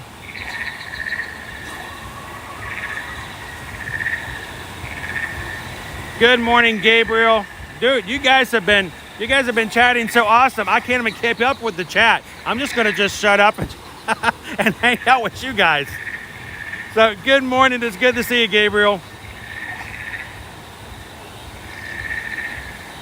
Mini422 says, oh yeah, I might see Jack and Sally. I've asked someone before and they said just Halloween. Wow, we have several pictures in the past going to a Christmas party with, now, you're gonna see Sally at Halloween, but at Christmas time, you may only see Santa Claus. Sally's not necessarily part of that, but I think when it comes to is Nightmare Before Christmas, Halloween, or Christmas, yes, it's both. It's like Die Hard. Is Die Hard a Christmas movie or an action movie? Yes, it's both.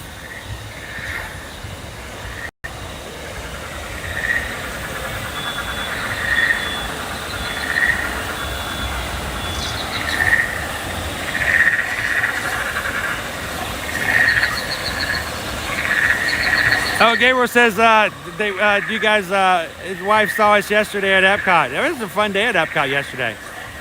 And it was funny, when we closed the stream at the American Pavilion, it was probably a little earlier than we thought we were going to, but we had this feeling of impending doom that it was going to rain on us. No joke, and Samantha can attest to this. I turned off the stream, and not more than 3 minutes later, the rain started. Good morning, Susan D. How are you?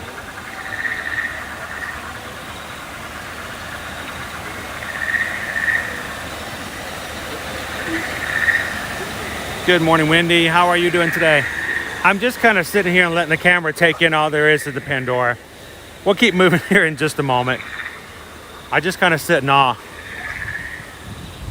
And I love the sounds.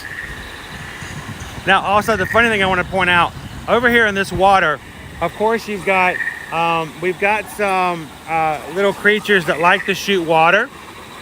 But over on the edge, we've also got some water bugs. I don't know if you guys have ever noticed the water bugs.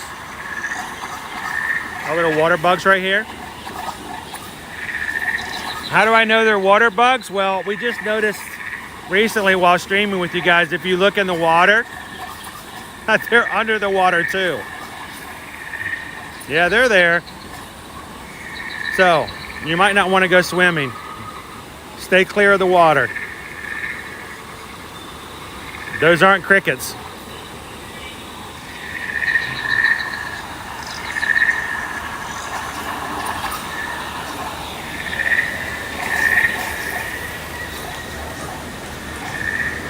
Jeffrey says it looks quiet. It's really not too bad today, guys.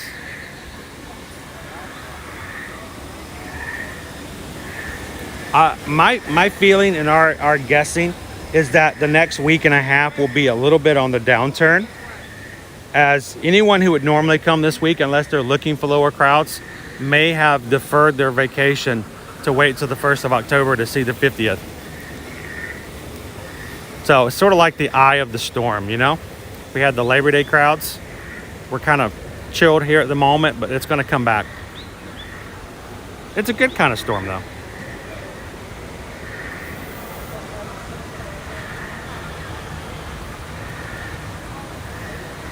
Oh, Who Dat Dave, do you have your own travel website? We pretty much, everything that we do, we put it on to Ear Magic. We do have our own website page, but I've got to get better at putting some more information on there. I got to a point a few years ago that I noticed that a lot of websites didn't share information on social media. They just wanted you to go to their website so they'll get clicks for ads and stuff like that. And so I really wanted to get to the point where I put information easily at your disposal. Now, that didn't help us financially because I made no money doing that whatsoever, but it meant that when you guys clicked on one of our articles on social media, you got all the information you generally needed without having to go to a website. But, I've got to start building back up to where we have information on a website, but we don't really necessarily have a travel website just yet, at least into that main. All of our information pretty much goes on either Instagram, YouTube, or the like.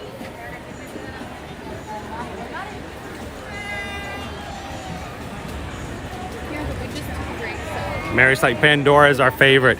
And it's really cool at night, guys. I'm looking forward to the time change because that means it's going to get darker earlier and you have a better chance of being here at night. If you've never been in Pandora at nighttime, it's a completely different experience.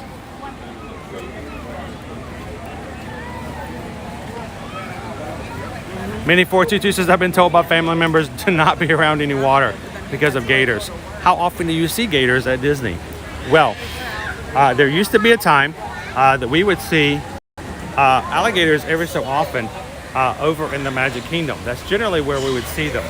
Over in the Rivers of America kind of section, right over there across from Splash Mountain. Of course, you know, Splash Mountain and the water in Splash Mountain is not part of any of the other water.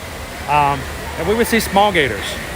By Florida law, you were not at that point allowed to hurt or have any interaction with gators that were under 4 feet long. So the baby gators were not to be messed with. And so oftentimes we would go over and hang out in Frontierland and we would see the very small ones hanging out.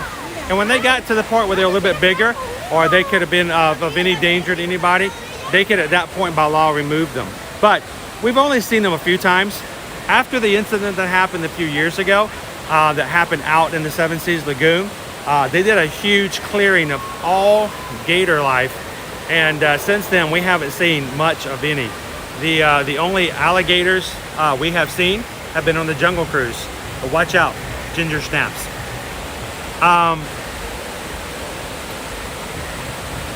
And the thing about gators don't bother you.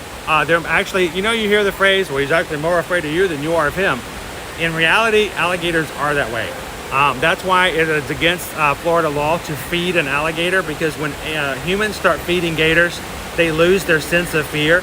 And that's what gets them in trouble and eventually will cost them their lives, because if a gator starts to become friendly with humans, they will be put down by the animal control.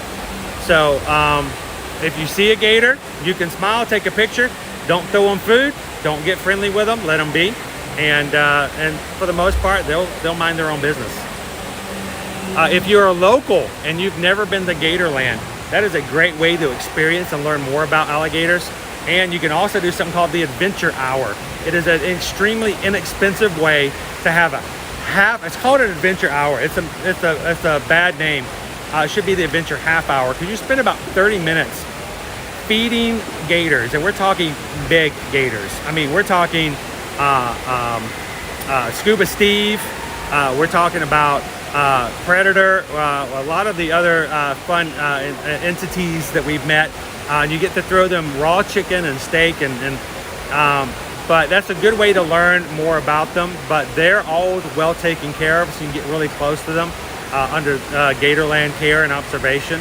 So if you're a Florida local, check out Gatorland. I think sometime in the next, if Susan's in the chat in the next 2 weeks, we're going to be going back out as an invitation from Gatorland for their next Halloween event called Gators, Ghouls, and Goblins. And we'll have some more information out on Gatorland. And if you're a Florida local, they usually have pretty good deals for like, you know, $15 to go and hang out and spend some time at Gatorland.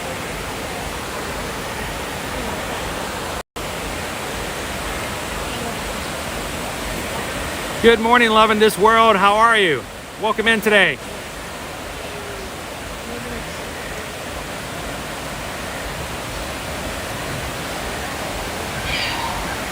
Oh, Jeffrey from Jamestown is heading out. If you're still in, Jeffrey, thank you for popping in. We appreciate you being part of the community. Have an awesome day. We'll see you next time. I know you're going to be doing some traveling starting tomorrow and I think first of next week. Safe travels. Be safe. Enjoy the food. And we'll see you when you get back.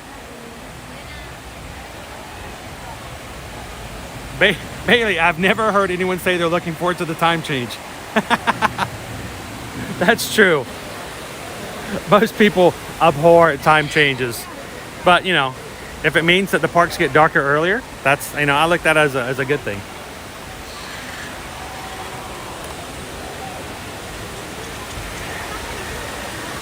Minnie says, I've lived in Florida and haven't seen one. My boyfriend sees one 2 miles from our house a few years ago. Now, we actually have several in the ponds and the little lakes that are right by our home over in Winter Garden. They're very small. We usually see them at night, and from a distance, they don't like to get up close. And if we get too close to them, they swim off real quick. They don't want anyone near them. So we zoom in, get a picture, check them out. But we've never had one pose any kind of danger.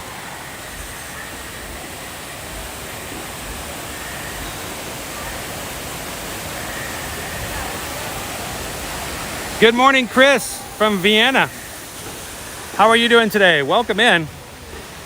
Always love having another Chris in the chat.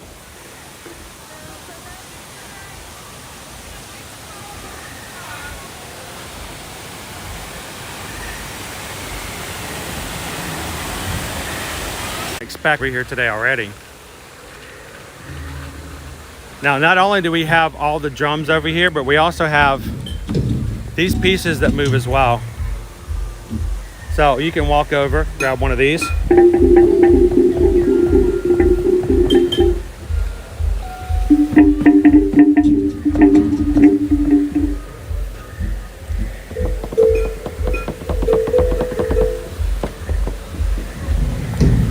Some of them move a little easier than others.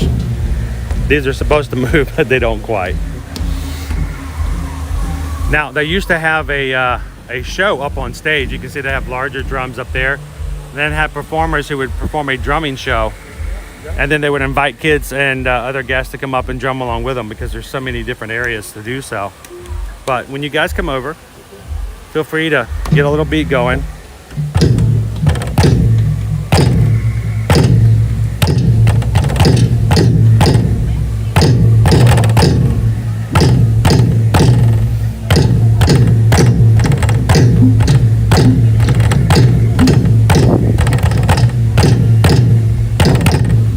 And then there's always a station with hand sanitizer that's nearby here where you can find and add a little hand sanitizer afterwards if you want to do so.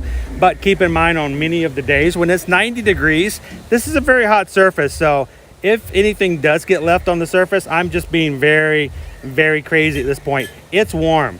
If it stands out there in 2 to 3 minutes on without anything else being touching it, it pretty much burns a lot of the stuff that gets left. Not to say you shouldn't use hand sanitizer, but just to say a combination of the two is pretty effective.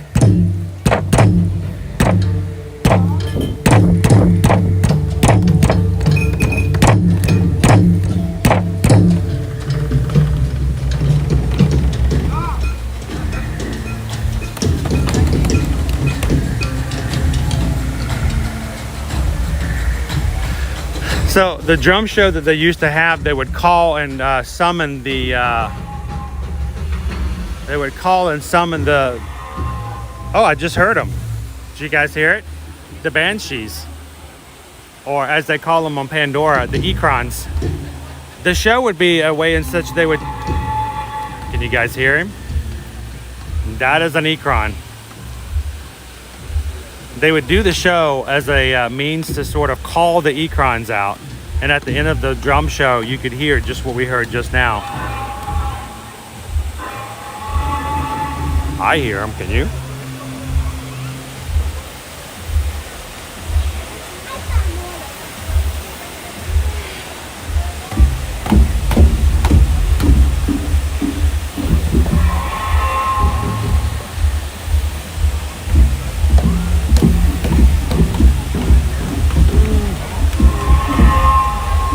Mikey, good morning. Mikey Oogie Boogie, I love it. Love Oogie Boogie. Saw you at Jessica and Lewis's stream yesterday at Club Cool. You're awesome and super funny. I love the kids. It was great watching you guys together. It made my day that we got to try Beverly with them yesterday. So to find out that Jess and Louise had never had Beverly and I got to try it with them, that was just, that was the highlight of my day. It really was. I mean, I enjoy hanging out with everybody in the stream, but there's something about experiencing something at Disney that is like as classic as, you know, Beverly for the first time. So talk about having the Beverly challenge, you know, to have a shot with them. It was fun. So glad to have you in, Mikey. Always welcome in. You know, the idea that, I don't know, I've seen this before in other places and people are like, well, you know, I go to so-and-so stream Well, I do so-and-so stream. I can't do other people's stream. Oh, jump around and have fun. Especially when you have communities. I know Jess and Luis. I know I love what they do, and I love who they are as people. And we have very similar styles of how we do things. So I think if you enjoy their streams and people enjoy ours, that when one is streaming and the other is not, I think you're gonna find that you're gonna have a good time in both.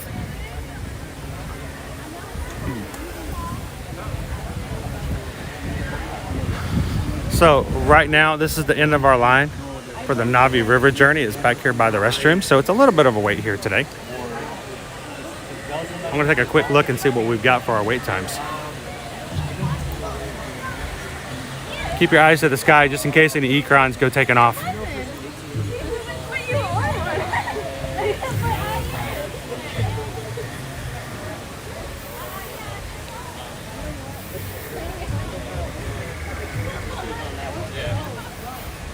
OVLD Media, good morning from Delaware. Good morning, welcome in. Glad you guys could join us today.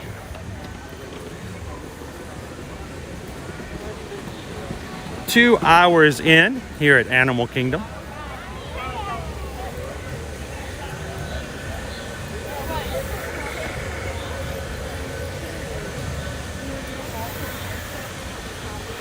Yes, as Susan so clearly put, they are our people. And that's kind of the thing, you know, you find people that you connect with, that you have something in common with. Not everybody can get along with everybody. Not everybody is everybody else's people. So find the people that bring joy to you and what you do, and they do it back. I mean, there are people who create joy and there are people who take joy.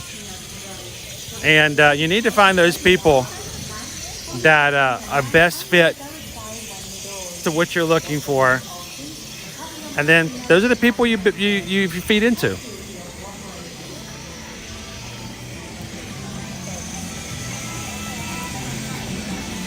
And coming around the river bend, no, it's not Pocahontas. It's a bunch of ducks. You know, you think if anybody would actually be in the water and not in a boat, it'd be these three guys. But we've got Donald Duck, Scrooge McDuck, and Launchpad McQuack coming down the river bend. Say if we make sure Donald knows that he's number one. Hey guys! Number one duck, number one duck. That's right, number one. That's right, Donald.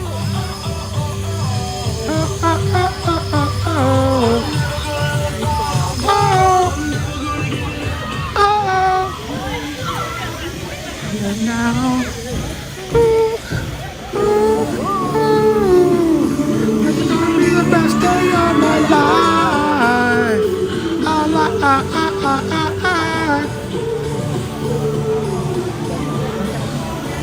All right, so there's only one duck on that boat who had no problems paying the increased annual pass holder prices. I don't know if you guys can guess which one, but one of them didn't flinch.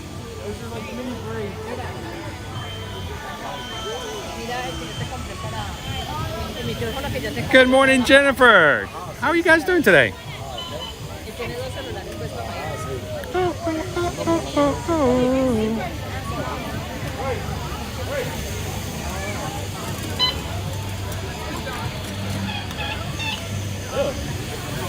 Nomad Lounge.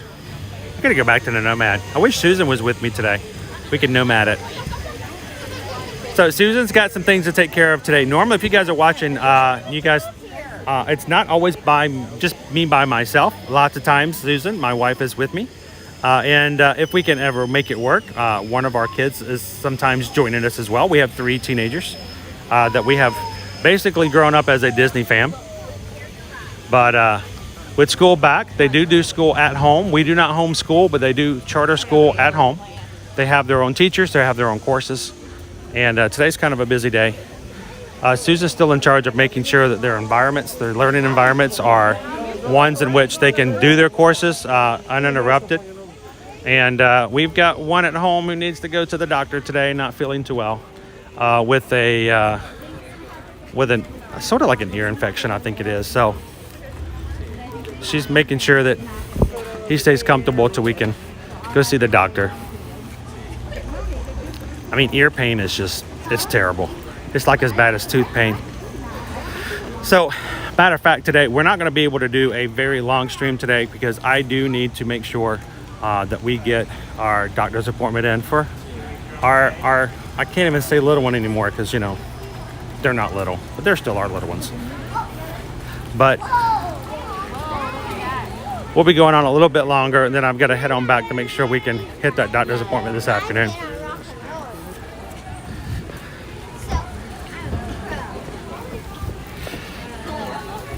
But if you guys are watching and you're hanging out with us and you've never done so before, you know, blue-throated macaws are actually one of the rarest species out in the wild today. Fewer than 300 that you can find out in Bolivia. Here's the cool thing though. We're working with an organization called the World Parrot Trust. So we're going to be sending blue-throated macaws down to Bolivia to be part of a breeding program. Oh. Hopefully meet up with that wild population, make their own babies one day, so we can see the skies filled with blue-throated macaws. all right, we got our exit music coming up. To see the sky filled with macaws, right? Do you want to see that? Oh, the entrance, they're coming in, they're coming in. Look on up towards Here they come, guys. Coming on in is that explosion of fireworks.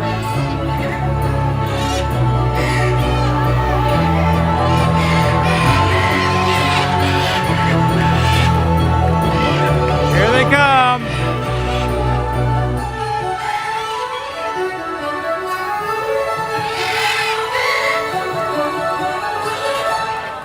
How incredible is this? Hi, guys. You know, these birds are awesome. We've got great green macaw, military macaw, more scarlet macaws, blue and gold macaws flying all over the place. These birds are incredible. They're so loud, I can almost hear them. Okay, here's Shirley. All right, this is what you do, guys. Come off to this area, Up and ready to go. right by Dory. Put your camera on slow-mo. They're gonna fly right over your head. Here they come. Get your slow-mos ready. They're gonna come right at us.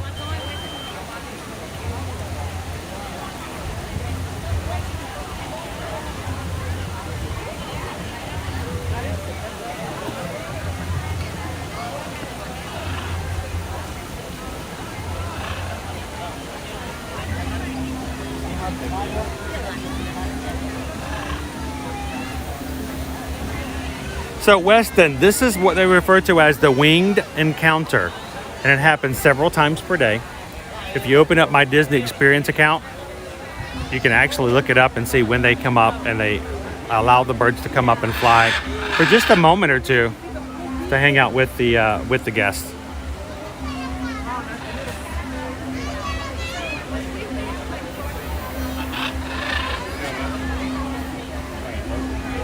I always love it when they get one right here and you can get a picture with him in the background.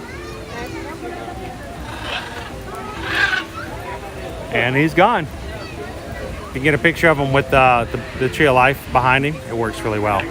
Now, one of these parrots is a little different from the rest of them. Look right over here to the right. Now, this is referred to as the I'm not sure what I'm doing here parrot.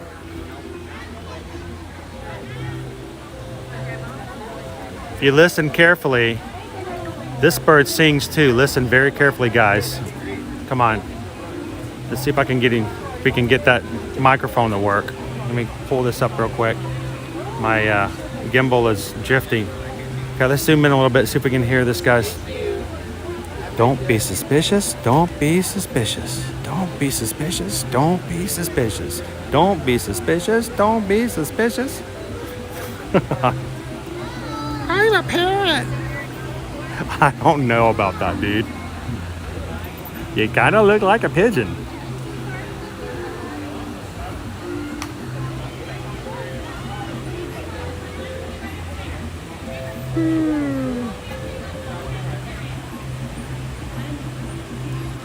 Cliff's like, this is one of the coolest things to see in person. It really is. And you're right. When the guests don't know that the birds will be flying right over their heads, it's fun. That's I love to see first experiences like that.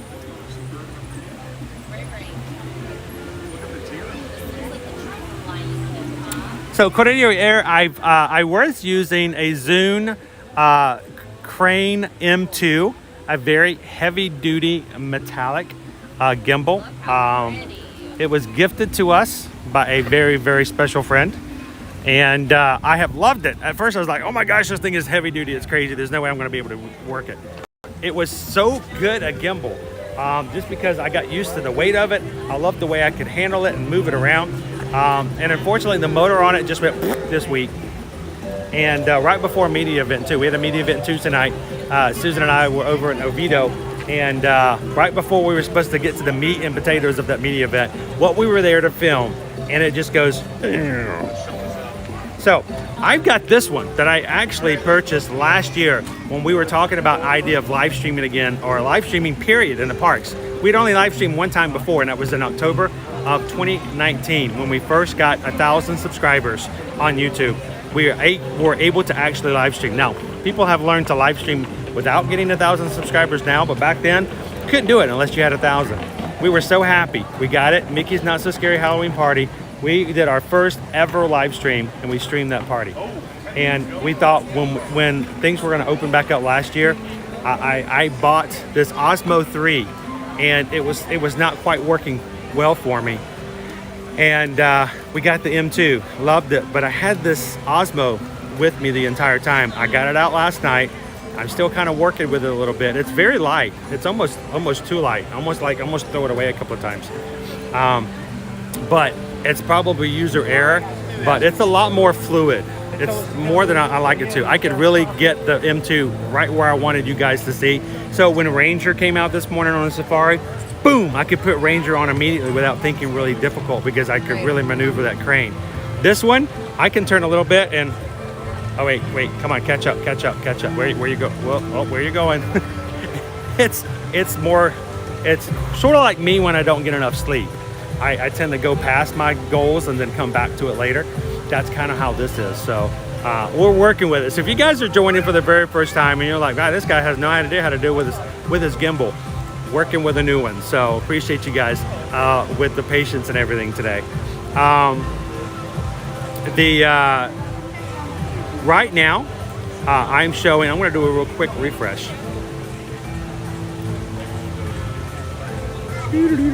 There we go. I am showing 149 likes. Guys, that means 149 people, at least for a minute, popped in and got to see a Disney character or an animal or something that made them smile for a second, made them forget about what was going on in their lives, and that means a huge deal to us. So thank you guys for hitting that thumbs up and making it possible.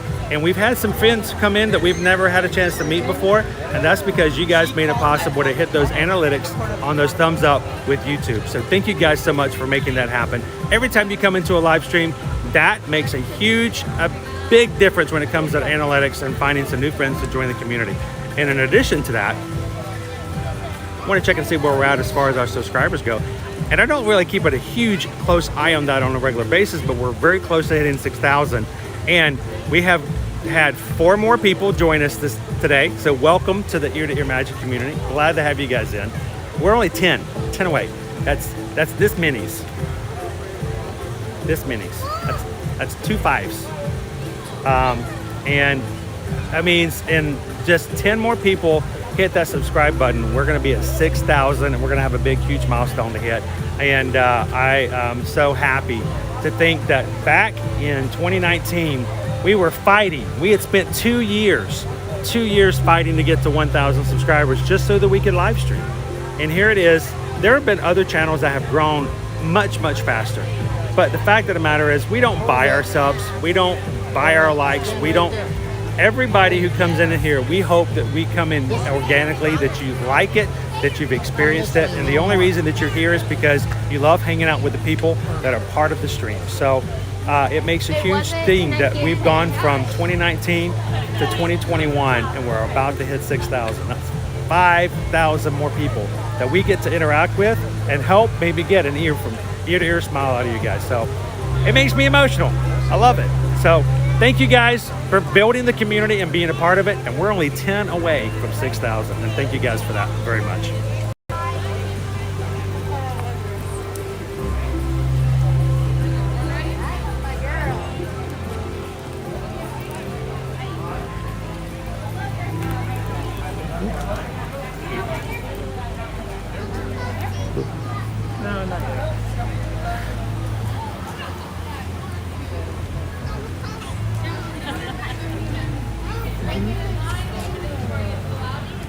I think our tour guide is telling us to go this way.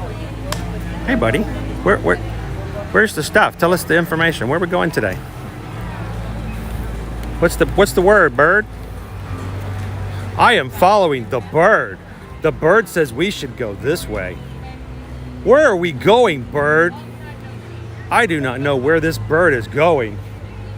Do you know this bird? Actually, yes, that's Charlie. Oh, hello, Charlie the bird. Charlie says we should go this way. I do not know Charlie. He seems like a nice bird.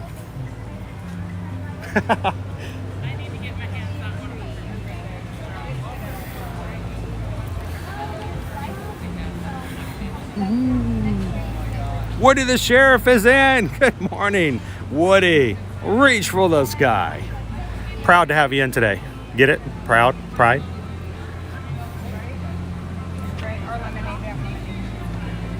Chris says, you know, you didn't try any Animal Kingdom cupcakes. You know, I haven't. You know, I haven't had a cupcake. I haven't had a cupcake on any of our streams, Chris, since the last time we were in Animal Kingdom. And that was the day I had 4, count them, 1, 2, 3, 4 cupcakes. Because the Wilderness Explorer badges had cupcakes had just come out that day. I was so hyped up on sugar. So I don't know, maybe we need to find ourselves a treat today. What do you guys think?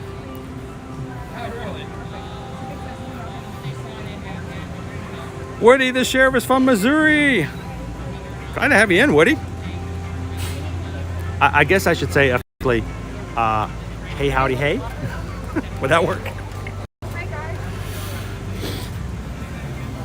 All right, so I'm gonna come over real quick and let you know that we've got one of our friends is back. Yeah. We've got ourselves the poison apple sipper, and this is the red kind. Now I had heard that they were selling this over in Epcot, but I'm glad to see you guys have it here as well. We do, yeah. It's back. We've got several of them. Matter of fact, I still have one that has a Mickey's Not So Scary treat in it that we left in there. It's hard as a rock now. So what? How much is the sipper cup? All right, so it's $13.99 plus the drink. Plus the drink? Yes. You Okay. have to buy with the drink. And you cannot get it just by itself. Just want to make sure it's very clear of that. Oh, thank you very much. Appreciate it. So I'll show you guys. They do have, and they're $13.99 plus the cost of the drink. Hello. Now, despite what you might think, any drink in there is not poisoned. But they're really cool sippers. We have several of these at home. We love them, and it's good to see them back in the area. Now, are they for sale at other places in the Animal Kingdom, or just this location? Yeah, I think we have it in 3 more places. 3 more places. Awesome. But thank you very much. We may have to maybe grab a couple of sippers, and I don't know. I love giving stuff away like that. Maybe we'll have to give away a sipper. They've had some in the past that were green. They've had some in the past that were purple and red. The red, of course, is the best. Maybe it's just no, there was a cauldron that was purple too. The apples were only ever just red or green, so. So yeah, Michelle, the poison apple cup is back. So, pardon me. So you can, I don't know if you can order them online. I've never seen them online, but they do have them in the parks. They're $14 for the cup plus the cost of the drink that go inside. And according to the cast member we just talked with, you have to buy the drink. So I know that's always a question. People always go, can I buy just the cup? Sneaky Disney says, no, no, no, no. I gotta get that drink on them. Moments of the magic. I'm going through cupcake withdrawal. I don't know. You know, I had so many cupcakes the last time. I think it set me for a bit. But I'm always up for a treat, especially if it's a new treat, so that we can share it with people coming. You'll find and you'll notice, guys, that on our streams, if you're just joining in or if you just joined the community, I do buy food and treats, and we do share them on streams. If I don't share them on the stream, I share them on Instagram. Why do I buy so much, other than the fact that, well, they're just good and I like yummy stuff? It's because of the fact that we want you guys, when you're coming on future trips, to know that they're available, to give you our opinions of it, so you don't waste time and effort going to something that may not be worth that effort. It's just, I think it's important. to be prepared, because we have people coming next week. We have travel clients. We are Travelmation travel agents. We have travel clients that are coming in the next 2 weeks. And as a travel agent, I think that it's just a beautiful value-added service to be able to say to my clients, hey, when you guys get here, there is an awesome cupcake at this restaurant. We tried it. You're going to love it. Because the last thing we ever want to get is a message from one of our travel clients after they traveled and says, oh no, I missed so-and-so and I didn't get to try it. And I feel as though it's my personal responsibility to make sure that I make that information available. And I appreciate you guys allowing me to do so in the live streams.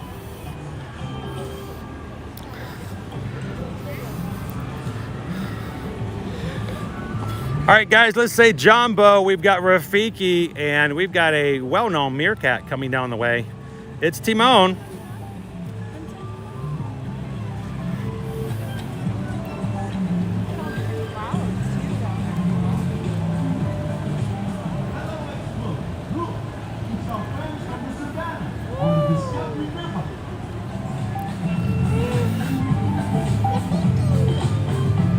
Timon and Rafiki.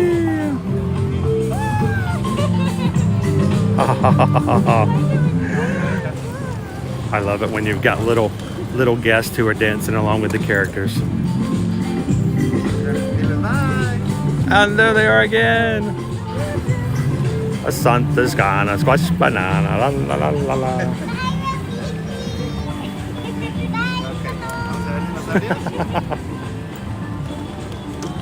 Oh, I love it.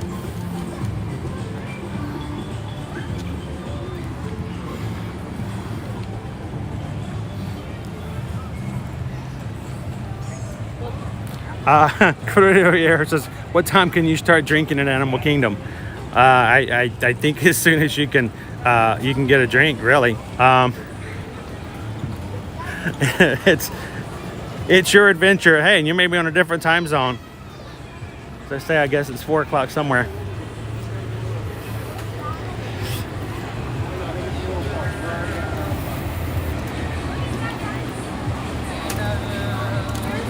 Hope you enjoy that, Jonathan. Our little cavalcade.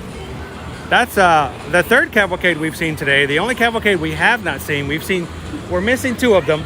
One of them would be the drummers. We've got some percussion cavalcade that comes through, and we haven't seen our friends Mickey and Minnie just yet today. So maybe we'll catch them before we head out.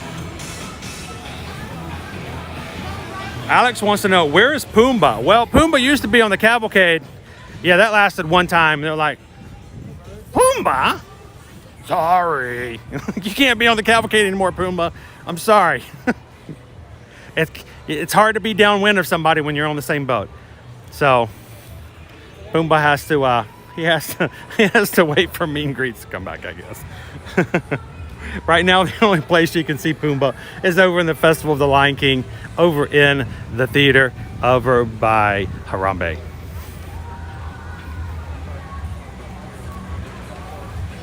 Minnie422 says All-Star Music opened today. Yes, we've got another All-Star. And then our last All-Star is going to be opening up the second week of December. And even also better news, the last 2 weeks of October, we're going to see the final return of the Port Orleans Riverside and Port Orleans French Quarter. We have a lot of travel clients who have been awaiting the return of Port Orleans, both hotels. And of course, when they open up, and then we have our last All-Star opening up in December, we will finally be reopened with all of our hotels here in the Walt Disney World Resort. Have them in this park. Well, they actually do have them. We just saw them. Yeah. We don't have them for sale in this park, though. The red apple zipper? Yeah. Oh yeah, they're actually for sale right over there by the exit. We just seen them this morning. Yeah. Oh, at the popcorn and the drink kiosk. Really? Yeah, we just saw them. I'm like, that's cool to see them back.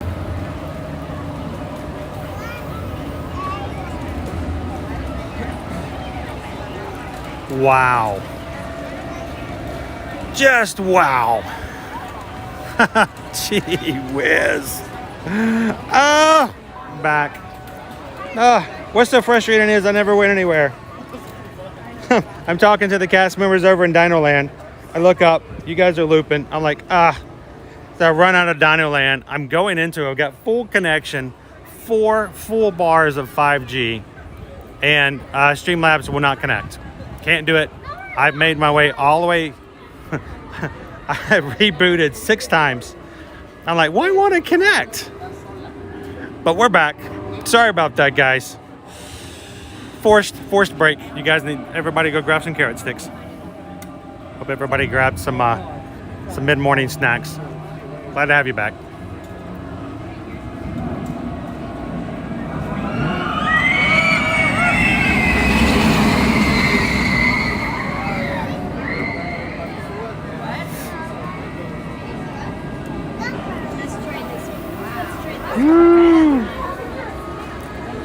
Just the daily life of a streamer, that's all. Hey, I know you've got full signal and everything. I know you got Wi-Fi running, but we're gonna take away all your connection through the app that you're using, and no matter what you do, we're gonna make you take a break. So thank you guys for being patient, hanging out with me. Those are the times. The last time that happened on a regular basis, I was on Big Thunder Mountain. And I rebooted 5 times on the ride. Everybody else is screaming, having a good time. I don't know how in the world I continued to do all that while I'm riding a roller coaster.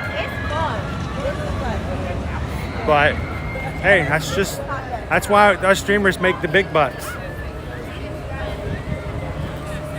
That's why when we go home, I get the ramen with the pork and the shrimp sometimes. So, all right. Well, we made our ways over to Expedition Everest, which of course will be having a lengthy refurbishment coming in 2022. So if you guys are coming for a trip at the first part of 2022, please make sure to put that into your expectations. If you guys love Expedition Everest, consider coming a little bit earlier or waiting a little bit later, because starting at the 1st of January, we will have about a 3-month time period where the Yeti's going on vacation.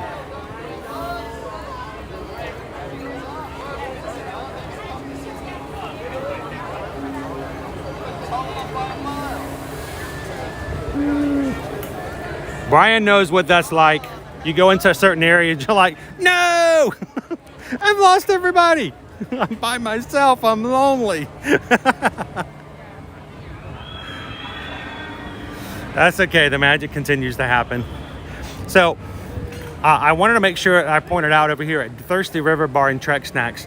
Notice down here, they also have the poison apple sippers. They are available here. So it's 2 locations we've seen so far in Animal Kingdom. So you guys can go ahead. I'm just kind of checking out the sippers at the bottom there. They are $13.99, which, you know, they should have made them $12.99 just for the fun of them being $13. But they are $13.99 plus the cost of the drink. And you have to get it with a drink because Disney knows that if not, then everybody would just buy a bunch of sippers. That bundle package.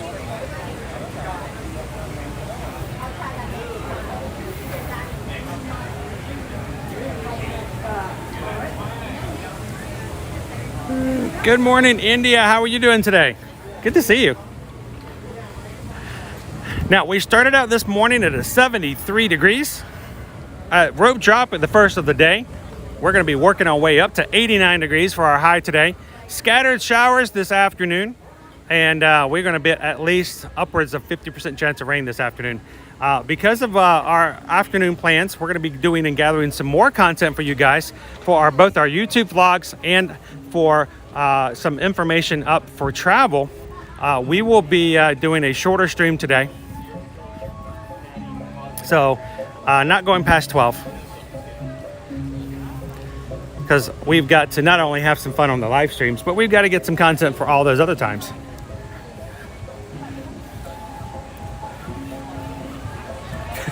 I know, it's like walking through Adventureland. If you guys watch our live streams on a regular basis, you're probably asking Chris, is Adventureland even still there? We haven't even seen Adventureland in like a month and a half. That's because Adventureland doesn't want to be seen. It's hiding. Every time I walk through Adventureland, everything shuts down. So hopefully that will get better after the 1st of October. Come on, Disney, get us some better connectivity. Now, if you guys notice across this theater here, I wanted to talk about this while we're on that side of the theater. Of course, that was like attempt number 2 to get rebooted. I want you guys to notice over here to my left, we have some new scenery being built on the edge of the water. And I'm assuming this is for our new Disney Kite Tail show starting up October 1st. Good morning. How you doing? I'm doing good. How are you doing today? Let me just give you guys a better look. We've also got some additional new flotation devices out on the water. I'm making the assumption that this is going to be a part of the Disney Kite Tail show. It's going to be a daytime show over here in the theater. And it will begin, of course, October 1st. We are not going to get a nighttime fireworks show here at Animal Kingdom because it scares the animals. So we're going to be able to have fun daytime shows. And these kites are going to be huge, guys. They're going to be big. Hello!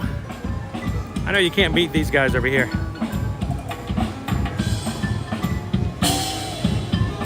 Thanks for visiting us today. So India, we did the safari first thing this morning, and it was really cool, India, because we got to see some warthogs. The warthogs, 2 warthogs were out and about. We got to see painted dogs. We got to see Humphrey, the baby giraffe. Actually, we got to see a lot of giraffes on this morning's safari, guys. Also, we got to see a good view of the white rhino and the baby ranger. Of course, he's named after park rangers.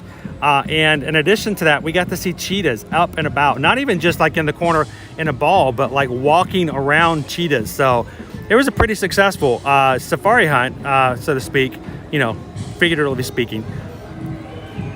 So that's why we always encourage you guys, if you can, get a early safari before it gets too hot, because you're going to see a lot more animal activity in the first part of the days and the last part of the days. Trevor, didn't catch you guys yesterday at Epcot. What did you guys think of Club Cool? It was good to have it open again. We were really excited to check it out. And Trevor, it's smaller than I expected. And you've gone from these circular drink stations to one like galley style kitchen of like, I think there were 7 drink stations. I was also shocked to find out that Beverly was the only one that was returning. All the other 7 drinks that were available are brand new, or at least brand new to Club Cool. We liked some, we loved some, and we hated some. Some of them we were like, oh, that's kind of interesting. Some of them were like, yes. So that's all a very subjective thing, but I am glad that it's open. I do anticipate, Trevor, that they're going to have some pretty long lines. When we got there yesterday, we were pretty early. We didn't even go into Creation Shop first. We went first into Club Cool. And as we were waiting in line, they added about 2 more loops of queue. And at the end of the day, they made it even longer. So I would suggest that if you guys are going to Epcot and you want to try Club Cool, do it as a rope drop activity. Get in there first. I know your temptation is to go into the new gift shop first. Go to Club Cool and get that out of the way. So, but it was fun to do that, and they only let 1 party go to each drink station, so you're not having to push and shove with someone who's a stranger. So you can take your time and enjoy the drink station. We actually had Samantha got to join us yesterday, and it was nice to have also one little spark popped in there for some alternatives. So it's always fun. Find yourself a group to go in there and make sure you try out the Beverly Challenge. Then we also got to find the new Fab 50 statues over by the World Showcase as well. When are you going to be heading over there, Trevor?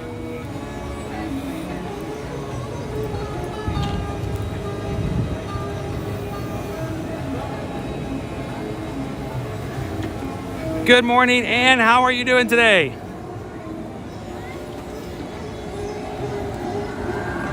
Good to have Teresa Loves Disney in. Welcome to the chat.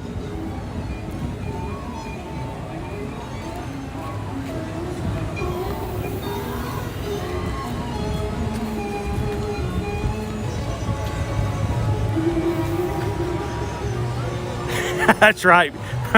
No sticky floors at Club Cool. Not yet. Not yet. It's the first day, man. Give us some time. Let them build up that stickiness.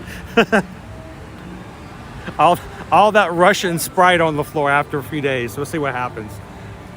Oh, Trevor said they went last night. It took us an hour last night to get in. Whoa. All right, so he says the barbecue was horrible. I know exactly what you're talking about. You're talking about China. The China has the sour plum tea. It was savory. I don't think I've ever had a savory soft drink like that. It was, they call it savory. I get why it was savory. It was, one thing I didn't find it good. I did not like the sour plum tea from China. I wanted to, but I didn't. I couldn't like it. The merengue from the Dominican Republic, I think it was pretty good. And the watermelon, I'm not a huge watermelon fan, but it was okay. But Joy, the one that's called Joy, I think I like. I miss my Bebo. The old flavor Bebo was like my favorite drink at Club Cool before, and it didn't come back. So I'll have to pop over to the Coca-Cola store over at Disney Springs to see if maybe I can catch it over there on the fly.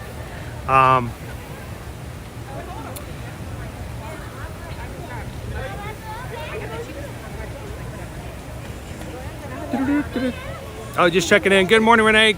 Good to have you in. Oh, we learned about sea turtles. All right, this is all you need to learn about sea turtles. Because sea turtles are like, they're like righteous and they're like really awesome. And they like have little turtles and they like take care of them and they like swim through the EAC, dude. Shaw. That's pretty much all you need to know about sea turtles, right? Like, you know, that's all I know about the sea turtles. Carol, I need to get back in and rewatch yesterday's stream, then rewatch all the Club Cool. It's right at the beginning. We started our stream like half an hour after rope drop because of our gimbal issues yesterday. So it's right there at the beginning. So if you guys missed it, you can always go back and watch the replay of yesterday's and see. It wasn't too long of a wait, so probably about 20 minutes in the stream. If you just want to check out Club Cool, you can do that as well. Gabriel, just saw that. Let's see, hang on. Sorry guys, trying to catch up on the chat. Gabriel, hey Chris, I heard that they uncovered the new sign at Epcot. There's a new sign? Let me know about that, Gabriel. I'm not really sure. We talking about one of the outdoor signs, or is there a sign inside? We tried to go back. Let me tell you the story of last night. I told you guys on yesterday's stream we were going to come back and bring the kids last night. We tried. We took the kids out for some tacos, and we realized that we were having some issues in my Disney experience while we're eating tacos. I made at least, and I could have sworn that I made park reservations for everybody last week because I knew we were going to be wanting to go to Club Cool. I was checking it. Susan and ours park reservations didn't show up, even though we had already been for the park that day. They weren't there originally, and then neither were the kids. So I tried to remake them, just see if I can reset the system, and Epcot's park reservations were gone. I couldn't get us park reservations last night. Now, mind you, we have to pay upwards of $300 a month. No joke, $300 a month for flex pay for our annual pass privileges, and our kids don't get to use them that much because they're at school. And I couldn't even take them to Epcot to do Club Cool. I was so bummed. Dad failed last night. The Disney dad did not do his job, and I didn't get my kids to Club Cool. So we're gonna have to take them back and let them try it out. But we'll be going back and having some more fun with that. So let me know about the sign, Gabriel. I'll have to take a look at it. Trevor says, I thought the creation shop was amazing. I love the colors at night outside the hallway and the same spaceship Earth has. We're gonna have to go back at night and see what it looks like at night, because during the daytime, all those windows are open and it looks really, really nice. Teresa loves Disney. Always nice to see you guys. Can't wait to meet you guys in Disney in 21 days. Only 3 weeks? That's gonna be cool, Teresa. I'm looking forward to it. We did have our Beverly challenge yesterday. Beverly, ugh. You probably could have, but Susan said in the sour plum, we had no plum, just fake barbecue. See, I guess it was barbecue flavored. We joked about it because we were at a taco place that had like hot sauces, and we ran into some people that were at the hot sauce station, and they had on Epcot shirts. We asked them if they'd been, and we asked them about if they like sour plum tea, and they're like, yeah, it tasted like this barbecue sauce. And I didn't make that connection when I tried it, but I guess so. Is there anybody in the chat who's tried it that liked the sour plum tea? I want to find that one person. Anybody like the sour plum? No? See, I can't find anybody. Wonder if nobody likes it, if they'll take it back out. Good morning from Chile. Good morning, a big, huge from Dr. Lorca, Red Ranger Chile. Good to have you in. What was the closest thing we had in Epcot yesterday that was maybe a drink they would have in Chile? I try to remember if there was one.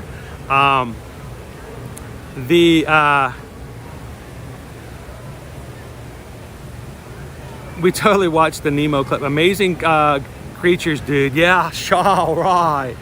And then can you imagine drinking a gallon of Beverly? Beverly's that fun drink you can have a shot of, but then I'm done. I don't really drink a lot of it. I can't imagine what it would be like if you drank that much at one point. That would be kind of fun to not do. Oh. Woo. Creation Shop was great. It was good. I do miss the old style mouse gear though. I'm one of those old Disney guys that enjoys it.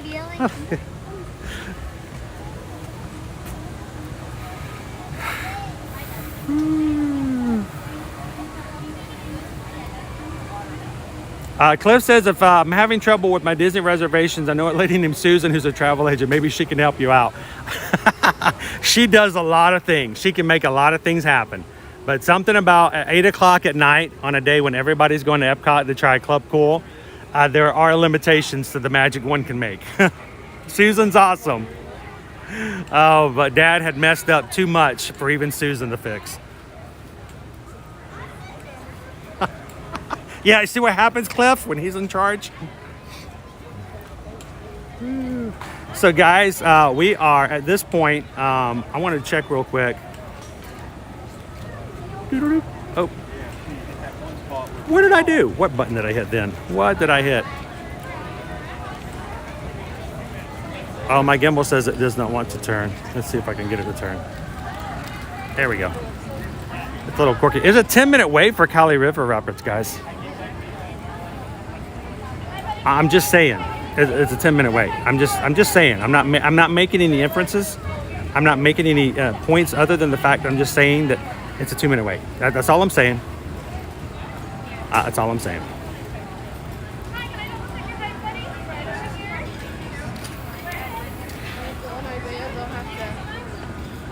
Ooh, I'm gonna grab my. This gimbal is a little bit more loose than my crane, so I can't take. And look, when I take my power off, it automatically drops off the calibration. That's why I like the crane so much. It calibrates, it's done. Let me refix this here. Oh. I may have to look into getting myself another crane. I love that thing. Oh. There we go. No, I unplugged the charger. Now it's like, it says, nope, it won't calibrate. Are you kidding me? Are you kidding me, Osmo?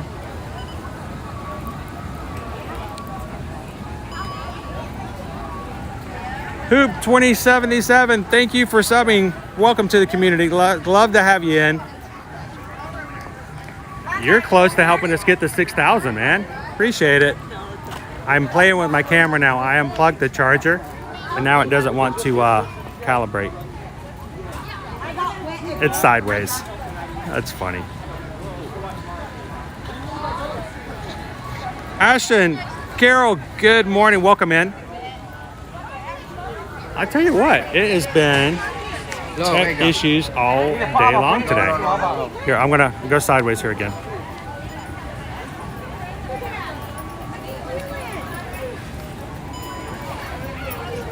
Bear with me here, guys. See, it's going, that's just crazy. All right, let's do this again.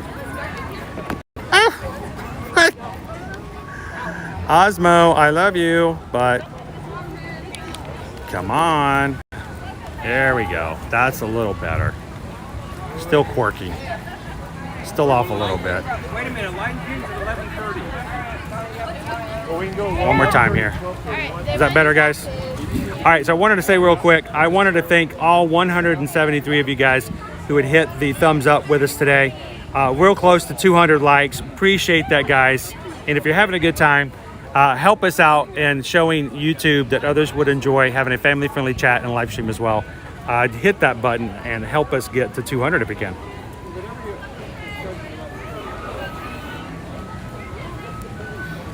All Smiles, good morning. Thank you for subbing. Glad to have you in.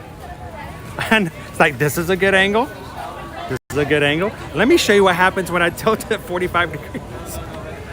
Oh, it's a learning curve. We're always learning here. So real quick, I wanted to check something. You guys, thank you guys for subbing. I want to say how close we are to 6,000. We're at 5,997. 3 more spots to say that you were part of the original 6,000 in the community for year to year. So if you guys haven't hit that subscribe button yet, you can say, I was in the first 6, which was the best 6, always the best 6. But thank you guys for helping us get to 6,000. And to think that, you know, we were just 2 years ago, we were only scrambling just to get to 1,000 just so we could live stream. And now we're at 6,000. We thank you guys for being a part of that. Question is, are we gonna, if we get 6,000 subs while I'm standing here, should I take you on Cali River Rapids? Should I take you? I can't take you on the Lightning Lane, by the way. Look up here. I can't take you in Lightning Lane because it doesn't start until October 1st. Look, the Lightning Lane is like antiqued, but it's brand new. If we can get 6,000 subs right now, let's get on Cali. How about that?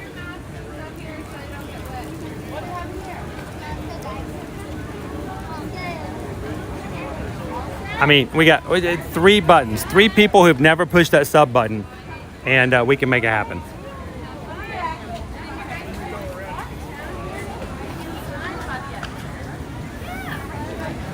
We'll hang out here for just a second. You never know what might happen, right?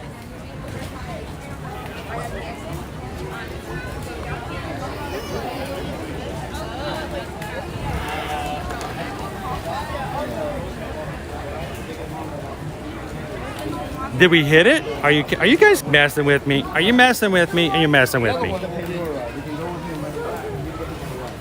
Let's see. In a couple of seconds that I was standing there, we hit 6,000.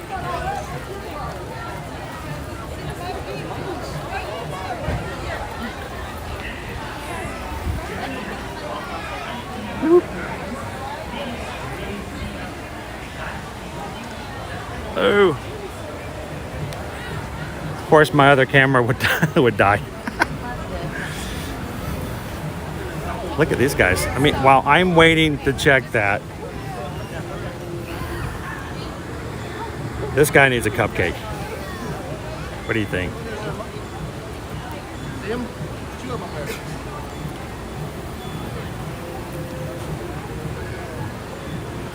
I'm sorry, but I'm watching this and I'm thinking, just hanging around this town on the corner. Just hanging around this. That's a great TikTok right there, right?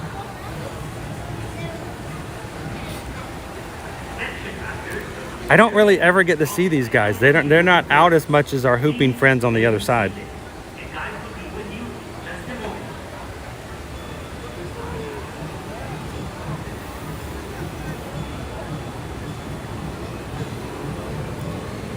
And then we get one farther down here.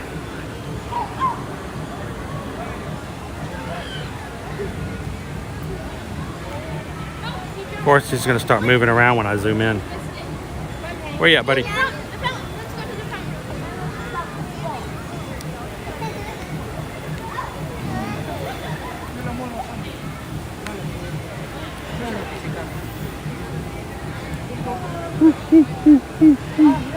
I'm not gonna do that loud enough where you can actually hear me. He'd look at me and go, "What are you doing? Why did you say that? That was uncalled for, dude. You come into my exhibit and you whoop at me? What?"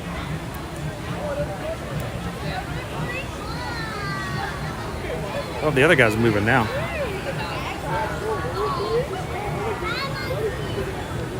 Oh, they're going inside. It's exploring the cave.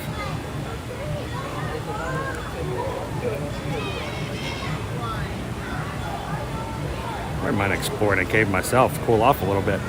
It's gonna get warm today. High of 89, which means probably it's gonna feel like close to 100.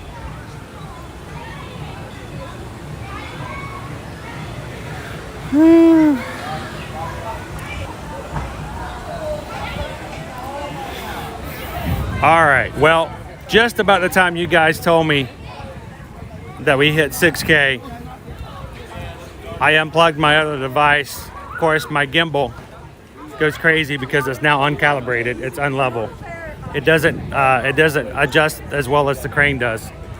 My other device died. I'm giving myself a couple of minutes for that to come back on. I'm gonna take you guys' word for it that we hit 6,000. Let's go hit Cali. Let's do it while it's still only 10 minutes. Question is, let's place our bets now. I'm just assuming you guys can hear me because I can't follow along without the other comments just at the moment. Of whether or not, hello, am I going to get wet today? Am I going to get wet? Do you think it's going to happen? Or am I going to get on this ride and come off completely dry like I've done so many times on Cali? And it's just sad that that is the possibility that you could ride this ride and not get wet. I think that's just wrong.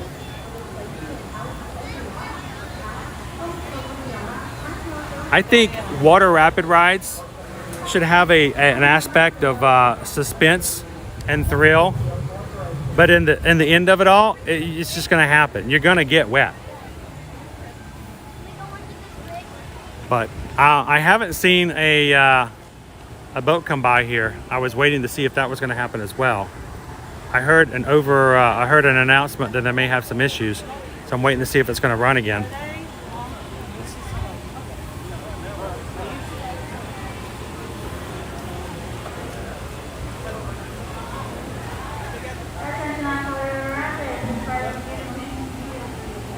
Oh, there we go. This ride will begin again immediately, which means they had someone stopped at the top of the waterfall.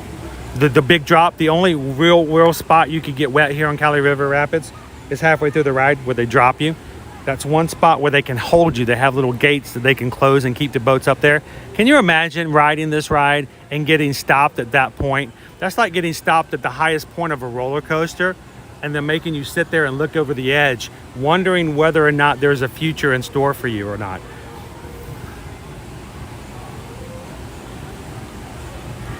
So if they just started the ride back immediately, we should see our first boat come back over here again. As soon as that comes through, we'll keep going.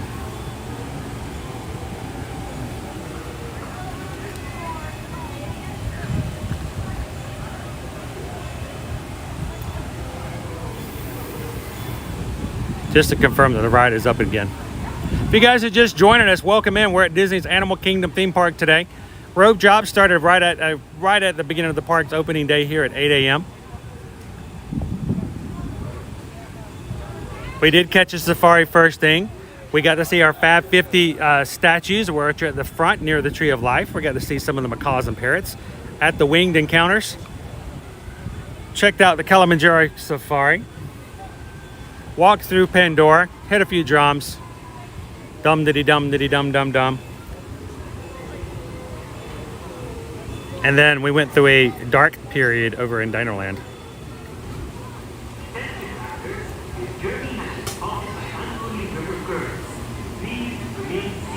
See, the boat still hasn't come through, guys. I don't know if it's running.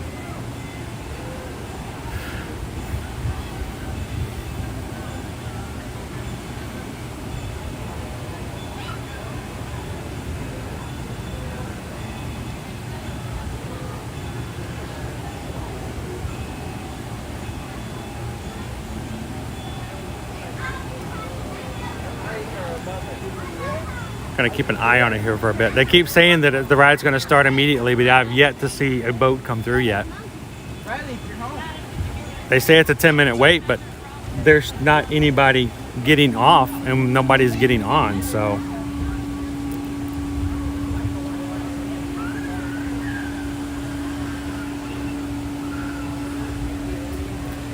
At the same time, my phone is just rebooting over here for me to be able to check and see what we've got going on. Right before it went dead, and the chat said that we had hit 6,000 subscribers on YouTube. And this will be the first time I'm going to see this. So if I get emotional, I'm just going to turn the camera back around, okay? I'm going to ignore it. I'll go silent for a bit. We'll watch for boats. We'll move on.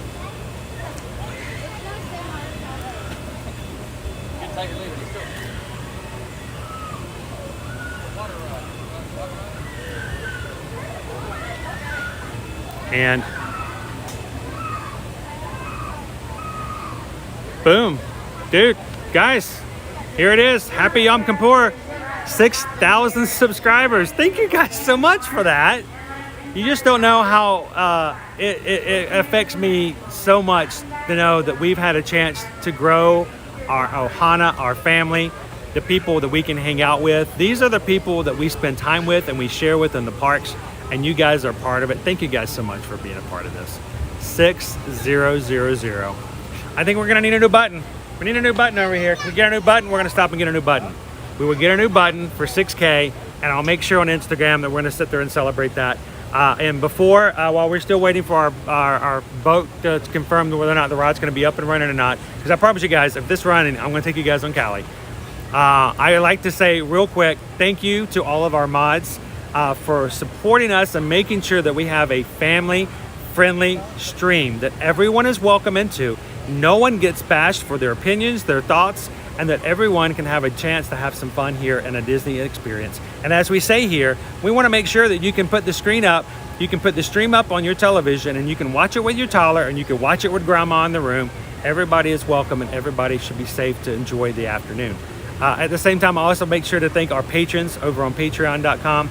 You guys make it possible through all the stuff and all the stress, the upgrades, the changing of this, the changing of that, the paying for passes, the paying for cell connectivity, for upgrades of equipment, all of that. You guys help out when you guys give on a monthly basis to support our channel. And for being patrons, you guys are the backbone. You make it possible for us to stream. Every time you guys give a super chat, every time you guys give a PayPal, you make your stream and your community happen, and we appreciate it, and we acknowledge that I am just a camera guy. You guys make it all happen, and that's why you guys are the magic crew. They're gonna start immediately again. Still haven't seen it. Thank you guys so much for being a part of it. Let's see. I want to celebrate 6,000 subscribers. Can we get on this boat? Let's get wet. I think they're still having issues. I do have to ask the question, when the riverboat ride goes down, what's going down? I mean seriously, what is it that goes down? What goes wrong? Is the water not working? I'm always curious about that. I mean, I know they got some issues. I know some things that can go wrong like that. But, you know, I'm sure that they have, unlike like a roller coaster or like Rise of the Resistance, which has so many things going wrong. I mean, you're basically just letting a boat loose on the water. There's got to be a whole lot less number of factors that are going to be a part of it going down than, say, Rise of the Resistance or even Flight of Passage.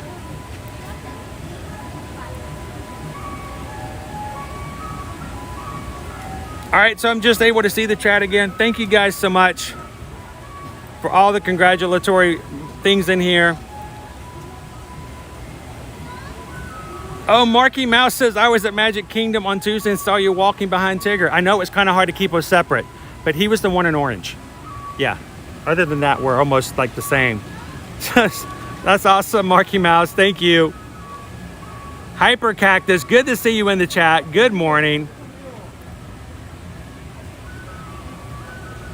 Hoop 2077, I want to start a stream. We come 3 times a year.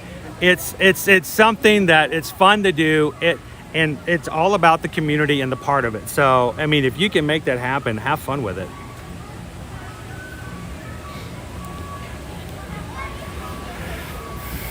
All right, I'm gonna walk it. I'm gonna risk it, as Susan and I say. This is the 7th time I've heard him say the ride's gonna start immediately, and it hasn't. But I'm gonna risk it. I'm gonna go through. We're gonna walk through. So thank you, Anne, for popping in. Thank you, Rachel and Michelle, for doing such great work as mods and helping us out.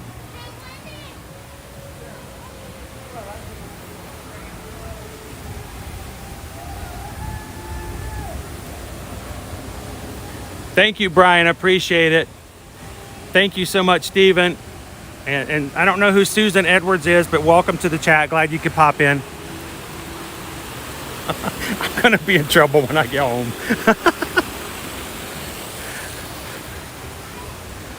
Thank you, India. Thank you, J-Mock. Gabriel says the belt system probably went down. Yeah, I had that problem after a lot of cupcakes, Gabriel. My belt system malfunctions too. It's bad. It's rough. Happens way more often than it should. I think I just heard screams, so I think we're pretty confident that we might be back in action. Let's see if we can get a... There we go.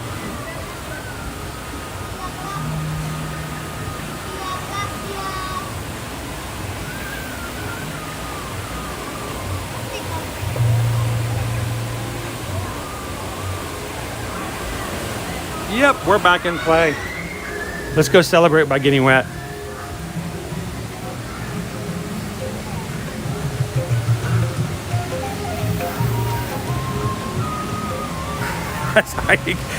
Brian, I thought you lived in the doghouse. I thought she set you up a space in the doghouse on a permanent basis. Just good days she lets you come back in, but normally that's like your base. So I don't think this is 10 minutes, but it could just be me. Maybe I miscalibrated. Who thinks this is 10 minutes?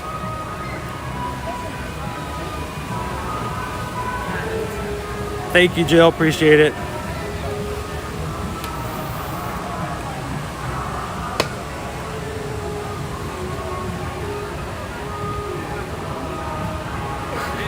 Hey, if the doghouse has got air conditioning and it's got some, snacks in it, it's not that bad. You get used to it after a while, right?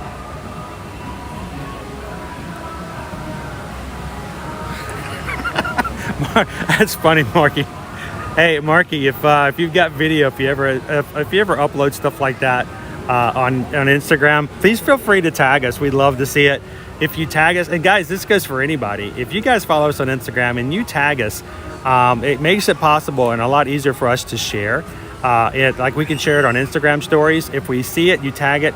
Honestly, we get a lot of notifications. That is the unfortunate part of having a larger account when it comes to Instagram. I get so many notifications. I get so many messages on a regular basis.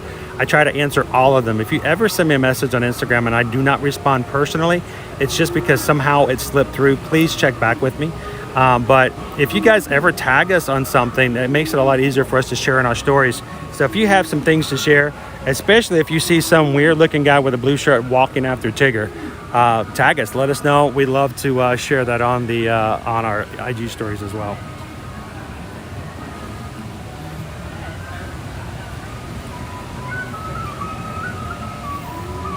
Appreciate it, Cliff. Remember, toes go in first, man. Toes go in first.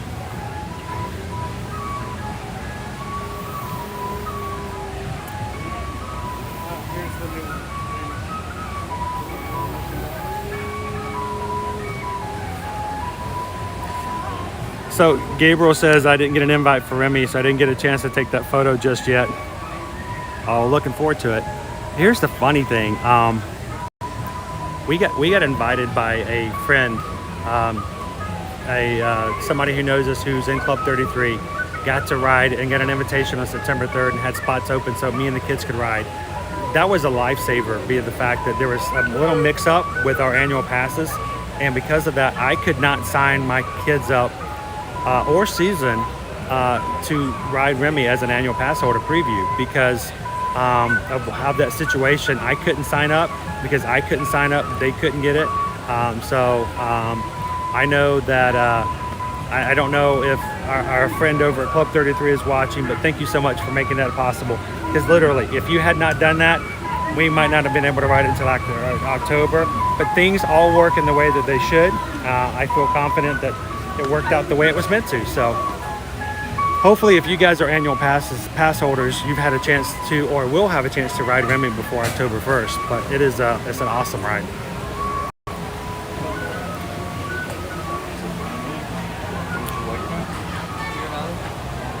Oh, that's cool, Linda. Sonia, you guys are off on your Magic at Sea cruise starting tomorrow. You guys have an awesome time. I know you're gonna love it. I know it's gonna be a little different, a little modified. I can't wait to see some pictures and some video from your trip. Have a wonderful time. Enjoy all the food. I know you guys are gonna just have the best time.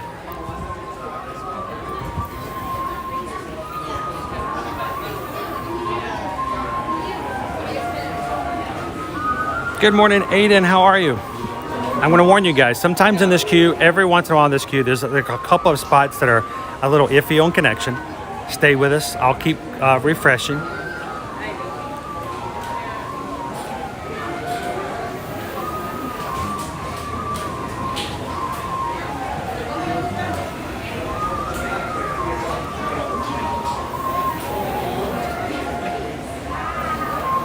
Oh, Jim, well, you've never been through Cali, right?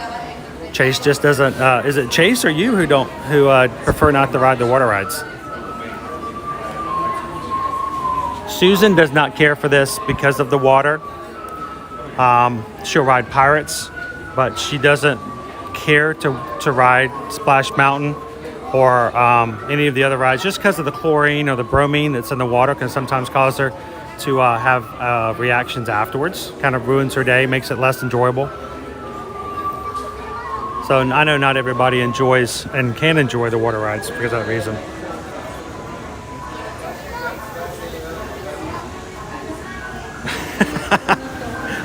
Pierce, when you're in the doghouse, you make whatever you can of bed. You just go with the flow. Oh, neither Jen nor Chase. Got it. But you guys do Splash though, right? You do Splash Mountain, or do you not do Splash?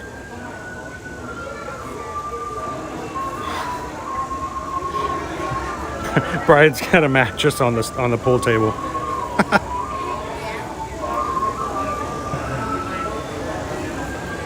So I will say, here's the great thing about having a slower walk through the queue, is you get to enjoy the details a little more.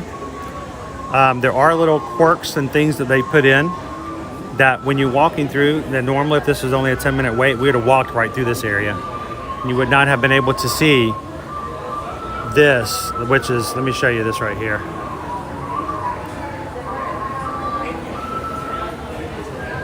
The submerged head.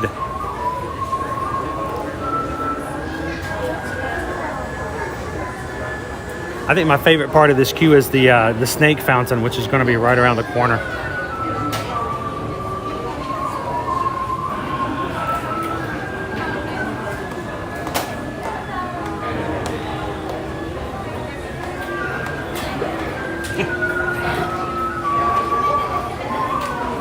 Oh, no splash either. Got it. Hey, Amberia, it's your birthday. Happy birthday. Feliz cumpleaños. Happy birthday to you. Happy birthday to you. Happy birthday, Amberia. Happy birthday to you. We're celebrating not only our 6,000 subscribers that we get to enjoy today, but Amberia's birthday as well. That's my favorite part of the entire queue, the snake fountain. And then, of course, you got Harry Potter cauldrons. I'm not sure how they got here, but I mean, it kind of does look like that, right? I mean, I just call it for how I see it. If Disney's watching, I'm sorry. I'm sorry. But it's your fault.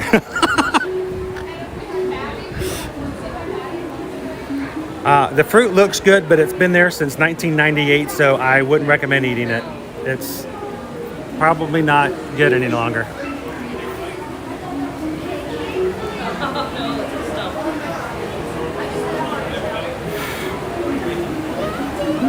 Hello. Have a great time, everybody. Oh, I haven't. I can't remember the last time I've been in this room. We normally go straight through. Dude, has anybody been in this room? I've never been in this room. Susan, I have never been in this room. Have you? They've never had to extend the queue into this area. Look at the toys. Look at all the toys, like the little rabbits with the wheels.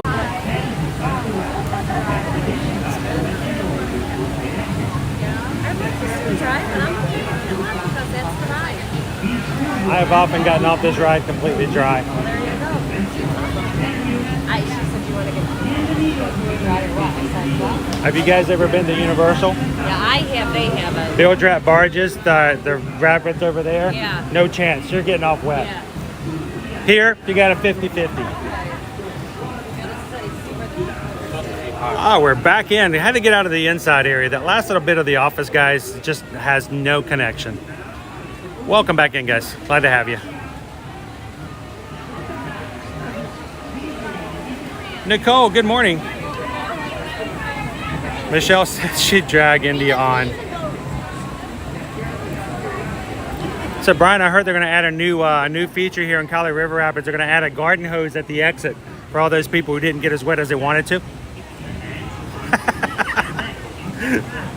I'm going to go crazy. I'm going to regret it, but let me close down everything. We're going to take our gimbal off. So hang on, guys. We're going to go old school to keep our equipment a little high. Oh. How many, sir? Just one. You're going to grab 22. 22, thank you. Hello. I'm walking. Yes, indeed, I'm walking.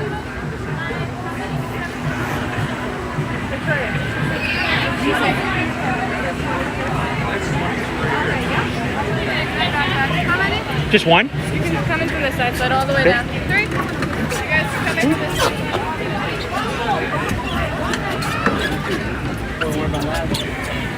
Oh, all right, guys, hang on just a moment. We're gonna take our camera off here. Once you are seated, start working on those seatbelts. We have a final safety check coming up. All right, friends. All right. We're already buckled. Tap on that loose end for me. Here's that loose piece, my friend. It's gonna be this. So, wish everybody the best of luck. And as always, thank you guys for hitting that sub, being part of our group, and give it.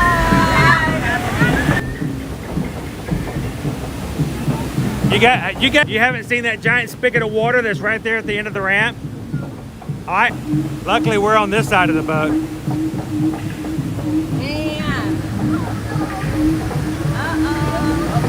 They turned it off. You lucked up this time.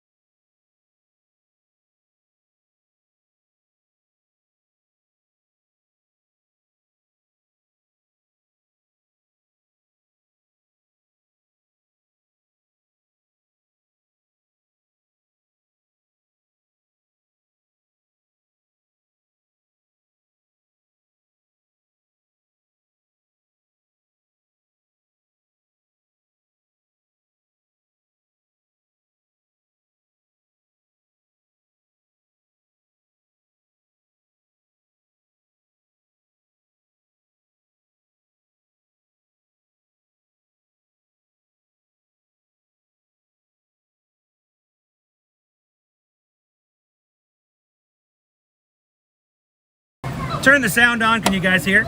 Good. Glad to have you. Got our gimbal back on. Got all the equipment out of the bag so it wouldn't get wet. I already had one burnout this week. I didn't want to have to sit there and have a second one.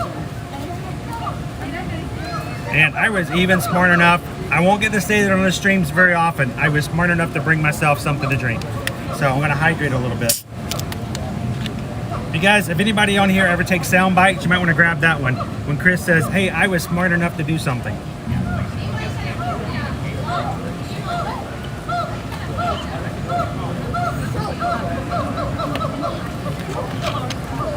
Ah, it tastes a lot better than the water on Cali. I'm back, Linda B. You're back too. Good to see you. Hey, Laura. How are you?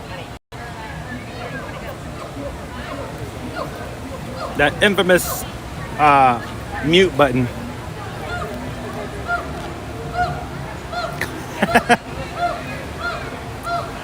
That's right. Hydrate before you dehydrate.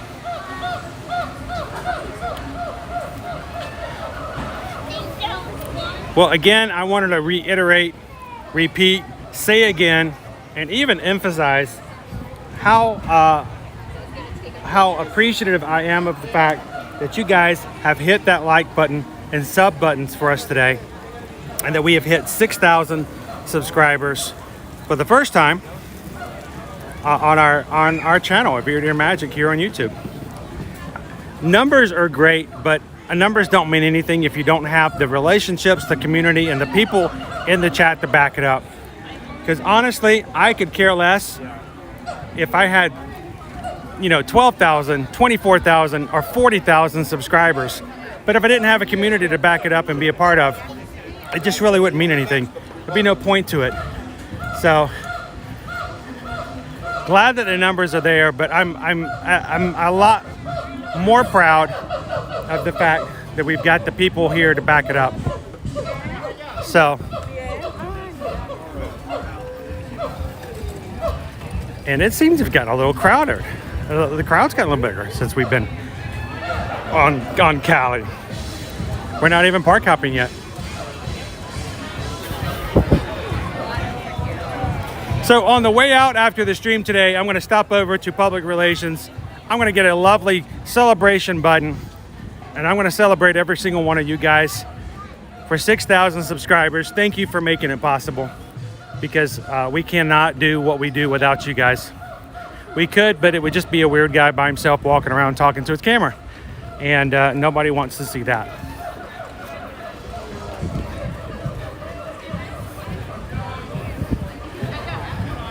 So it is 12 o'clock today, guys. I have got to head on a little bit later. We got to make sure that we got one of our kids gets to a doctor's appointment this afternoon, getting him to feeling better as soon as possible. We have some really cool stuff coming up here in the future, including a really fun experience that I haven't even shared with you guys. It's going to be something we've never really done before on Ear to Ear Magic, at least not to this extreme. But we have got things. We're going to be doing something next Monday, and I'm going to announce it probably sometime so I get more details over the next couple of days. We're going to have, of course, we're going to be having streams next week, but the ones on Monday are going to be a little different, especially the ones in the evenings. We're going to be having a little bit more fun with some of our partner channels coming up with the Magic Streamdom in an effort to prepare for our big fundraiser for Give Kids the World Village in December, but also just to get everyone kind of primed and ready. And who knows, we might even want to raise a little bit of money ahead of time to get some kids who need a little bit of extra magical pixie dust in their lives when they're dealing with health and issues like that. The Give the Kids World Village makes it possible for these kids and their family to come and get away from the medical world, their medical issues and worries and pains, and come and have fun with their family. And we're going to be doing some stuff with some of those partner channels coming first of next week. So stay tuned with some of the announcements we're going to be having across YouTube. We might give you some more details tomorrow on our next stream. And we hope that you guys can join us for that. And before we actually go today, I'm going to take you guys, we're going to go over and look at our Fat 50 statues that just appeared here in the Animal Kingdom one more time in case you guys, anyone who's come in later in today's stream, we want to make sure you guys don't miss out on that.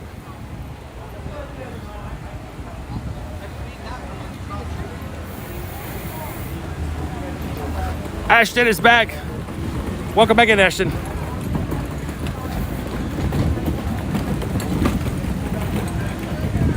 The sound in the back moments of the magic is my subconscious wishing that I had found some more cupcakes. I get around it. I get over it. All right, our first Fab 50. Hi, I'm Dory. And this is Nemo. Yes, we found Nemo right here toward the front, just across from the Discovery Trading Company.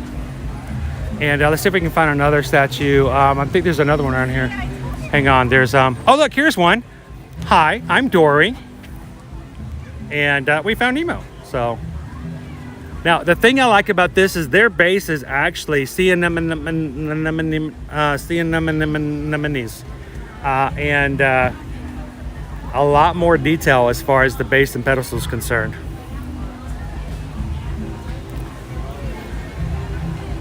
I'm hoping we're going to get to find Nemo again here soon in the Animal Kingdom in a musical style. I need to have my Finding Nemo the musical back. So hopefully we're going to get some more details in that as well. Our next Fab 50, we're going to go back over this direction. Brian and Amanda, thank you guys for popping in. You guys know what it's like. There is a lot of work. There's a lot of stuff that goes on behind the scenes in streaming. And it's moments like that that make it all worth the while. So thank you guys so much. We're so glad that you guys were here when we hit 6,000 and being a part of it. You guys have a great afternoon.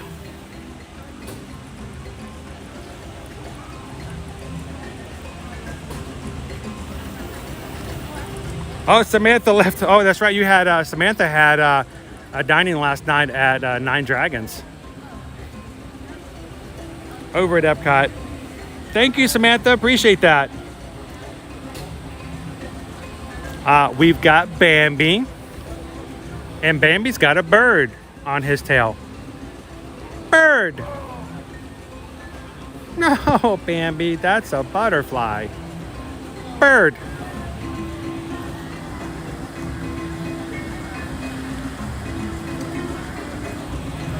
I'm hoping you guys can see a theming here with the characters that they've chosen to put here in front of the Tree of Life.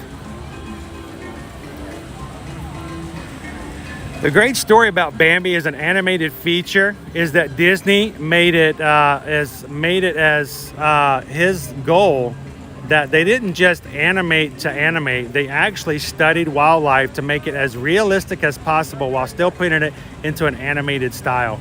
And that set the precedence for what it was going to be like moving forward for Disney movies. So there's Bambi as part of our Fab 50. And we've got three more to share with you guys. And earlier Calvin asked, do they count as one, do they count as two, or do they count as three? Not really sure how they get counted. Just don't call me late for dinner.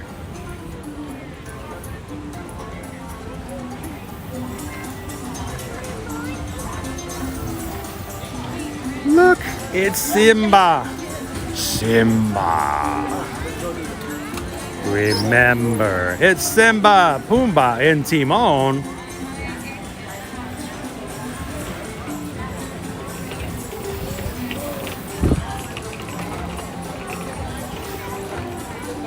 Again, new features just were placed here. I'm so glad to see that they're in their rightful spot here over in front of the Tree of Life.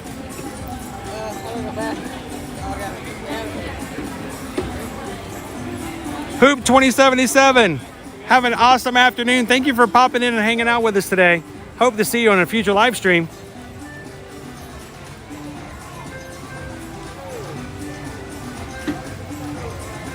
Sonia, I am so excited to hear you guys are going to your Magic at Sea trip tomorrow, right? I am so jealous. You guys are going to have the best time over on the Magic. So I can't wait when you guys get back to post some videos and stuff on Instagram and to see your fun over on a Disney cruise ship again. I hope that we're going to be able to do that again soon.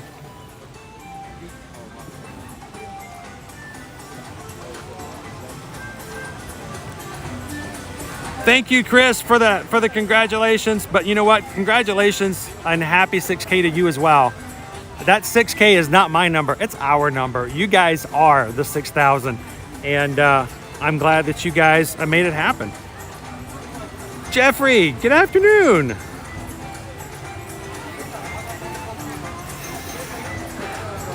Well, guys, I hope that you have had a fun morning here as we rope dropped Animal Kingdom for the past 4 hours. For all the fun that we've had, just checking it out, seeing the new characters, getting to ride the Kilimanjaro Safari and riding and getting to see a lot of the cool animals that you might not get to see on some of the other tours that we've had. But it's been just a productive morning, so thank you guys for being a part of it. Thank you for hitting the thumbs up and hanging out with us as we go live in the parks here all the time. Again, we do have an Instagram, we have a Facebook account, and we have a TikTok, and we're continually bringing you daily content from Disney, Universal, and of course we're going to be expanding more and more as we grow and continue to grow here at Ear to Ear Magic. But as always, we were glad that you guys can be a part of it as we explore. And if you guys have trips upcoming, I consider this to be preparatory work. You guys can hang out, ask questions, and find out what to be expected when you show up on your trip. Now, if you're wanting to come on a future trip and you don't already have one booked, Susan and I will be glad to help you be prepared and ready for your trip as well. We are Travelmation travel agents. We don't charge fees. We never do. Matter of fact, in the state of Florida, if you charge your clients to help them book a Disney vacation, you could get in trouble because you're not supposed to do that by Disney.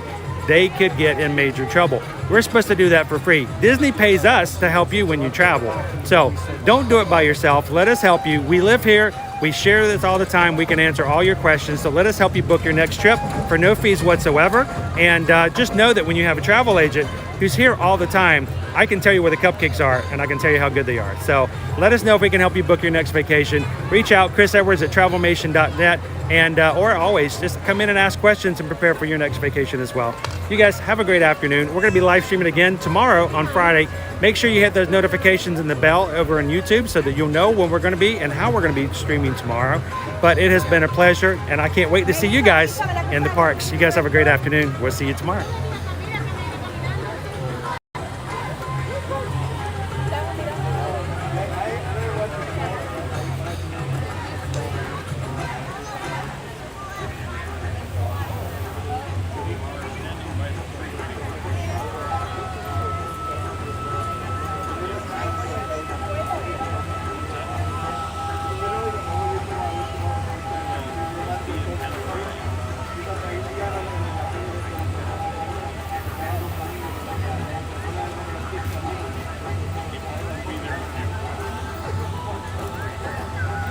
Thanks, man. I step up.